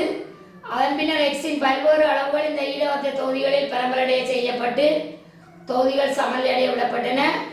இந்த ஈரவத்தை தொகுதிகளின் நீரவத்தையுடன் மை சேர்க்கப்பட்ட பின்னர் எக்ஸுக்கும் மைக்கும் இடையே நீரவத்தையில் நடைபெறும் தாக்கத்தின் தொடக்க வீதம் அளக்கப்பட்டது. வெப்பநிலை டீயில் நடைபெற்ற பரிசோதனைகளின் பெறுபவர்களின் அடிப்படையில் தரப்பட்டுள்ளன. இதை கவனிச்சிங்கன்னு சொன்னால் பரிசோதனை 1, 2, 3 தரப்பட்டிருக்குது. அதில் நீரிண்ட கனவு வந்திருக்கு, சேதப்படையின கனவு வந்திருக்கு, சேர்த்த எக்ஸின் மூலளவு தந்திருக்குது, சேர்த்த வையின் மூலளவு தொடக்க வீதம் தந்திருக்கு. அப்போ நீங்கள் சேர்த்த எக்ஸின் மூலளவு, சேர்த்த வையின் மூலளவு, தொடக்க வீதம் தந்திருக்கு. அப்போ இதில் வந்து கவனிங்க, XY குறித்து தாக்க வரிசைகள் MN ஆகும். தாக்க வீதத்தில் சிமோலைன் வந்து எக்ஸ் சார்பான வரிசை, சிமோலைன் வந்து Y சார்பான வரிசை. இப்போ நீங்கள் இப்படி அட்டவணை தாக்க வீத கேள்வியில் வாடுறது உங்களுக்கு தெரியும். நீங்கள் கடந்த கால வினாக்களை பார்த்தீங்கன்னா தாக்க இயக்கவியலில் கட்டாயம் ஒரு கேள்வி வரும், இந்த சயனத்தில் வரும். அப்போ அதில் நீங்கள் அந்த தாக்கியல் சார்பான வரிசையை பற்றி படிச்சிருப்பீங்க. தாக்க வீத சமன்பாடு எழுத தெரியும், தாக்க வீத மாறிலியை கணிக்க தெரியும், ஒரு தாக்கத்தின் தாக்க வீதம் தாக்கியல் செறிவில் அங்கே இருக்குமென்னு தெரியும். அப்போ தாக்க வீதம் ரேட் வந்து தாக்க வீதம் ரேட் வந்து என்னத்துக்கு சமன்னு உங்களால் சொல்ல முடியும். ஒவ்வொரு பரிசோதனையில் அதாவது எம் வந்து எக்ஸ் சார்பான வரிசை, Y வந்து சிமோலைன் வந்து Y சார்பான வரிசை. அப்போ நீங்கள் அந்த தாக்க வீதம் கேட்டிருக்கு எக்ஸின் செறிவு, வையின் செறிவு MN K. K வந்து தாக்க வீத மாறிலி, R வந்து தாக்க வீதம், சிமோலைன் வந்து தாக்கி எக்ஸ் சார்பான வரிசை, சிமோலைன் தாக்கி Y சார்பான வரிசை. ஒவ்வொரு பரிசோதனையிலே நீர் அவத்தையில் எக்ஸின் தொடக்க செறிவை காண்க. நீர்ப்படையின் எக்ஸின் மூலளவு அதில் கவனிங்க, எக்ஸின் தொடக்க செறிவை காணட்டா. உங்களுக்கு தெரியும், மொத்த கனவு தெரியும், மூலனிக்க தெரியும். ஒவ்வொரு பரிசோதனையிலையும் அந்த எக்ஸின் அளவு வேறுபட செறிவு வேறுபடும், கனடாக தெரியும் உங்களுக்கு. அப்போ நீங்கள் இந்த சமன்பாட்டை போட்டு நீங்கள் இந்த தொடர்பு எடுக்கலாம், இந்த பெருமானத்தை நீங்கள் கணிக்கலாம். செறிவு காண்றது ஒரு அடிப்படை விஷயம். அடுத்தது ஒவ்வொரு பரிசோதனையிலும் நீராவத்தையில் வையின் தொடக்க செறிவை காணுங்க. வையின் செறிவு கனடாக தெரியும், அந்த வையின் மூலனிக்க தெரியும். ஆகவே நீங்கள் அந்த தொடக்க செறிவை காணுவீங்க பரிசோதனை. இப்போ திருப்பி நீங்கள் இப்படி ஒரு அட்டவணை போடுவீங்க, எக்ஸின் செறிவு, வையின் செறிவு. இது வந்து வையின் செறிவு, வையின் செறிவு. அடுத்த XY ஆகியவை குறித்து தாக்க வரிசைகள் MN ஆகியவற்றை காணுங்க. இது தெரியும் உங்களுக்கு, தாக்க வீதம் தந்திருக்குது. ஒவ்வொன்று எக்ஸின் ஆரம்ப செறிவு கண்டுட்டீங்க, வையின் ஆரம்ப செறிவு கண்டுட்டீங்க. 3 பரிசோதனை தந்திரப்பட்டிருக்கு. இதில் மிக முக்கியம் என்னன்னு சொன்னால், நீங்கள் எந்த ஒரு எண்பெருமானம் போட்டாலும் பக்கத்தில் அளவு போடணும். செறிவன்னைக்கு அந்த எண்பெருமானம் போட்டீங்கன்னா அளவு போடணும், அந்த செறிவு எண்பெருமானம் அளவு போடணும். அதே மாதிரி தாக்க வீதம் சரியா, தாக்க வீதத்தை நீங்கள் அளவு 3 டெசிமீட்டர் -3 செகண்ட் -1, ஒரு செகண்ட்ல ஏற்படுற செறிவு வீழ்ச்சி, செறிவு மாற்றம். அதே மாதிரி ஆரம்ப செறிவன்னைக்கு பெரிய அலகுகள், நீங்கள் ஒவ்வொன்றுக்கும் அலகுகள் போட வேணும். அலகுகள் போட்டால் தான் உங்களுக்கு அந்த 2 2 2 அந்த மார்க்ஸ்கள் எடுக்கணும். இல்லை நீங்கள் அலகுகள் போடாமல் இப்படியே சும்மா எண்பெருமானத்தை எழுதிங்கன்னா 6 மார்க்ஸ் வராது. எந்த ஒரு இடத்துலையும் எண்பெருமானம் ஒன்று எழுதினீங்கன்னா பக்கத்தில் அலகு எழுத வேணும். எப்பவும் பிரதியீடு செய்ய கவனமாக எழுதணும். அடுத்தது எங்களுக்கு இப்போ இந்த கேள்வியின் நோக்கம், தாக்கி எக்ஸ் சார்பான வரிசையும் காணவனும், தாக்கி Y சார்பான வரிசையும் காணணும். அப்போ 3 சமன்பாடு எடுத்த நாங்கள் ஒன்றை பிரித்து நாங்கள் அந்த பெருமானத்தை காணலாம். இது நீங்கள் இந்த மாதிரி கேள்விகள் நீங்கள் செய்திருப்பீங்க தாக்க இயக்கவியல்ல, அதோட சின்ன எளிமையான விஷயம் நீங்களே விளங்கிக் கொள்ளலாம். அடுத்தது M வந்து 2 N 1, அந்த பிரிக்கிறதுக்கு 5 மார்க்ஸ். கடைசியாக விடைக்கு அந்த 4/1, அந்த 4/1ன்றது எண்பெருமானத்துக்கு 4, அலகு போடாமல் விடுறதுக்கு 1, அலகு இல்லாட்டி தான் ஒரு பாக்ஸ். படியா கவனிங்க, N=1 M=2ன்றதுல 4/1 இருக்குது. அந்த 1 அலகு இல்லாமல் இருக்கிறதுக்கு, வேற இடங்கள்ல அலகு போட்டால் தான் ஒரு மார்க்ஸ், இந்த இடத்துல அலகு ஒன்றும் போடாமல் விடுறதுக்கு தான் மார்க்ஸ். அதை நீங்கள் கவனிச்சு கொள்ளணும். மேலே தரப்பட்ட பங்கீட்டு குணத்தை பயன்படுத்தி தாக்க வீதத்தின் மீது வெப்பநிலையின் விளைவை பரிசீலிப்பதற்காக ஒரு பரிசோதனை திட்டமிடப்பட்டுள்ளது. தாக்க வீதத்தின் மீது வெப்பநிலையின் விளைவை பரிசீலிப்பதற்கு இது ஒரு உகந்த பரிசோதனையை அமர்வுடைய விளக்குக. இது ஒரு பொருத்தமற்றது. ஏனென்றா தாக்க பங்கீட்டு குணம் வெப்பநிலையில தாங்கி இருக்கு. வெப்பநிலை மாற பங்கீட்டு குணம் மாறுபடும். பொதுவாகவே பிசிக்கல் கெமிஸ்ட்ரி பகுதியில வெப்பநிலை ரொம்ப முக்கியமான ஒன்று. ரெண்டு வேறுபட்ட வெப்பநிலை வந்தா நீங்கள் அதுல கொஞ்சம் அலர்டா இருக்கணும். வெப்பநிலையில தாங்கியுள்ள மாறல் தான் பங்கீட்டு குணம். அடுத்த கேள்வி, சேன கரைப்பான் சேன திரவம் ரெண்டு அதாவது இன்னொரு சேன திரவம் நீர் ஒன்றோடு கலக்காத அதேவேளை ஒரு ஈரவத்த தொகுதியை உண்டாக்குகின்றன. சேனப்படை 2 100 சென்டிமீட்டர் கனமும் நீரின் 100 சென்டிமீட்டர் கனம் அடங்கும் ஒரு தொகுதியுடன் எக்ஸின் 2 மூல் சேர்க்கப்பட்டு வெப்பநிலை டீயில் சமநிலை விடப்பட்டது. அதன் பின்னர் வையின் 0.01 மூல் ஆனது நீர் அவத்தையுடன் சேர்க்கப்பட்டு தாக்கத்தின் தொடக்க வீதம் அளக்கப்பட்டது. சேனப்படை 2 வை கரைவதில்லை. எக்ஸுக்கும் வைக்கும் இடையே நீர் அவத்தையில் நடைபெறும் தாக்கத்தின் தொடக்க வீதம் R/4 10⁻7 மூல் டெசிமீட்டர் -3 -1 தாக்க வீதம் வந்திருக்கு என காணப்பட்ட. சேனப்படை 2க்கு நீருக்கும் இடையே எக்ஸின் பரம்பலுக்கான பங்கீட்டு குணத்தை கணிக்க. சேனப்படை 2 ஆனது அதாவது சேனப்படை 2ல எக்ஸின் செறிவானது அண்டா இந்த மீனிங் சேனப்படை 2ல எக்ஸின் செறிவாகும் அர்த்தம். இந்த அர்த்தம் வந்து எக்ஸின் செறிவு. உங்களுக்கு தெரியும் பானாடுப்பு போட்டாலே சரிவு தானே. சேதப்பட 2ல எக்ஸின் சரிவு. அப்ப அடுத்து உங்களுக்கு தெரியும் தாக்க வீதம் வந்து தாக்கியலின் சரிவில் தங்கி இருக்கும். சரிதானே. தாக்கியல் சார்பான வரிசை கண்டுட்டோம். அப்ப நீங்கள் என்ன செய்யலாம், சமன்பாட்டை போட்டு எக்ஸின் சரிவு வையின் சரிவு தெரியும், அதை அப்ளை பண்ணி எக்ஸின் சரிவை காணுவீங்கள். பிறகு அந்த பின்னத்தில் ஒன்றே அதை பிரதியிட கேடி 24 இல்லாட்டி அந்த இதுக்குள்ள நீர்ப்படைக்க போனது எக்ஸெண்ட் வச்சு சமநிலையில் 2 எக்ஸெண்ட் வச்சு இந்த தொடர்பு எடுக்கலாம் 24. இப்போ நீங்கள் நான் என்ன சொல்லக்கூடியதுன்னு சொன்னால், பொதுவாகவே நீங்கள் இதில் விடையளிக்கும் போது கவனிக்க வேண்டியது, திருப்பி சொல்கிறேன், பௌதிக நிலையில் போட வேணும். திண்மமா திரவமா வாயுவா நீர்க்கரசலானது போட்டுக்கொள்ள வேணும். அந்த சமன்பாடுகளில் பிரதியீடு செய்ய நீங்கள் எண்பெருமானத்தோட அலகுகளும் போட வேணும். அதில் மிக முக்கியம், நீங்கள் கடந்த கால மார்க்கிங் ஸ்கீம்களை பார்த்தீங்கன்னு சொன்னால் ஒவ்வொரு கேள்விகளுக்கும் எவ்வாறு விடையளிக்கிறன்றது விளங்கும். ஒன்றுக்கு ஒன்று மாதிரி மார்க்ஸ் போடுகிற விதம் விளங்கும்.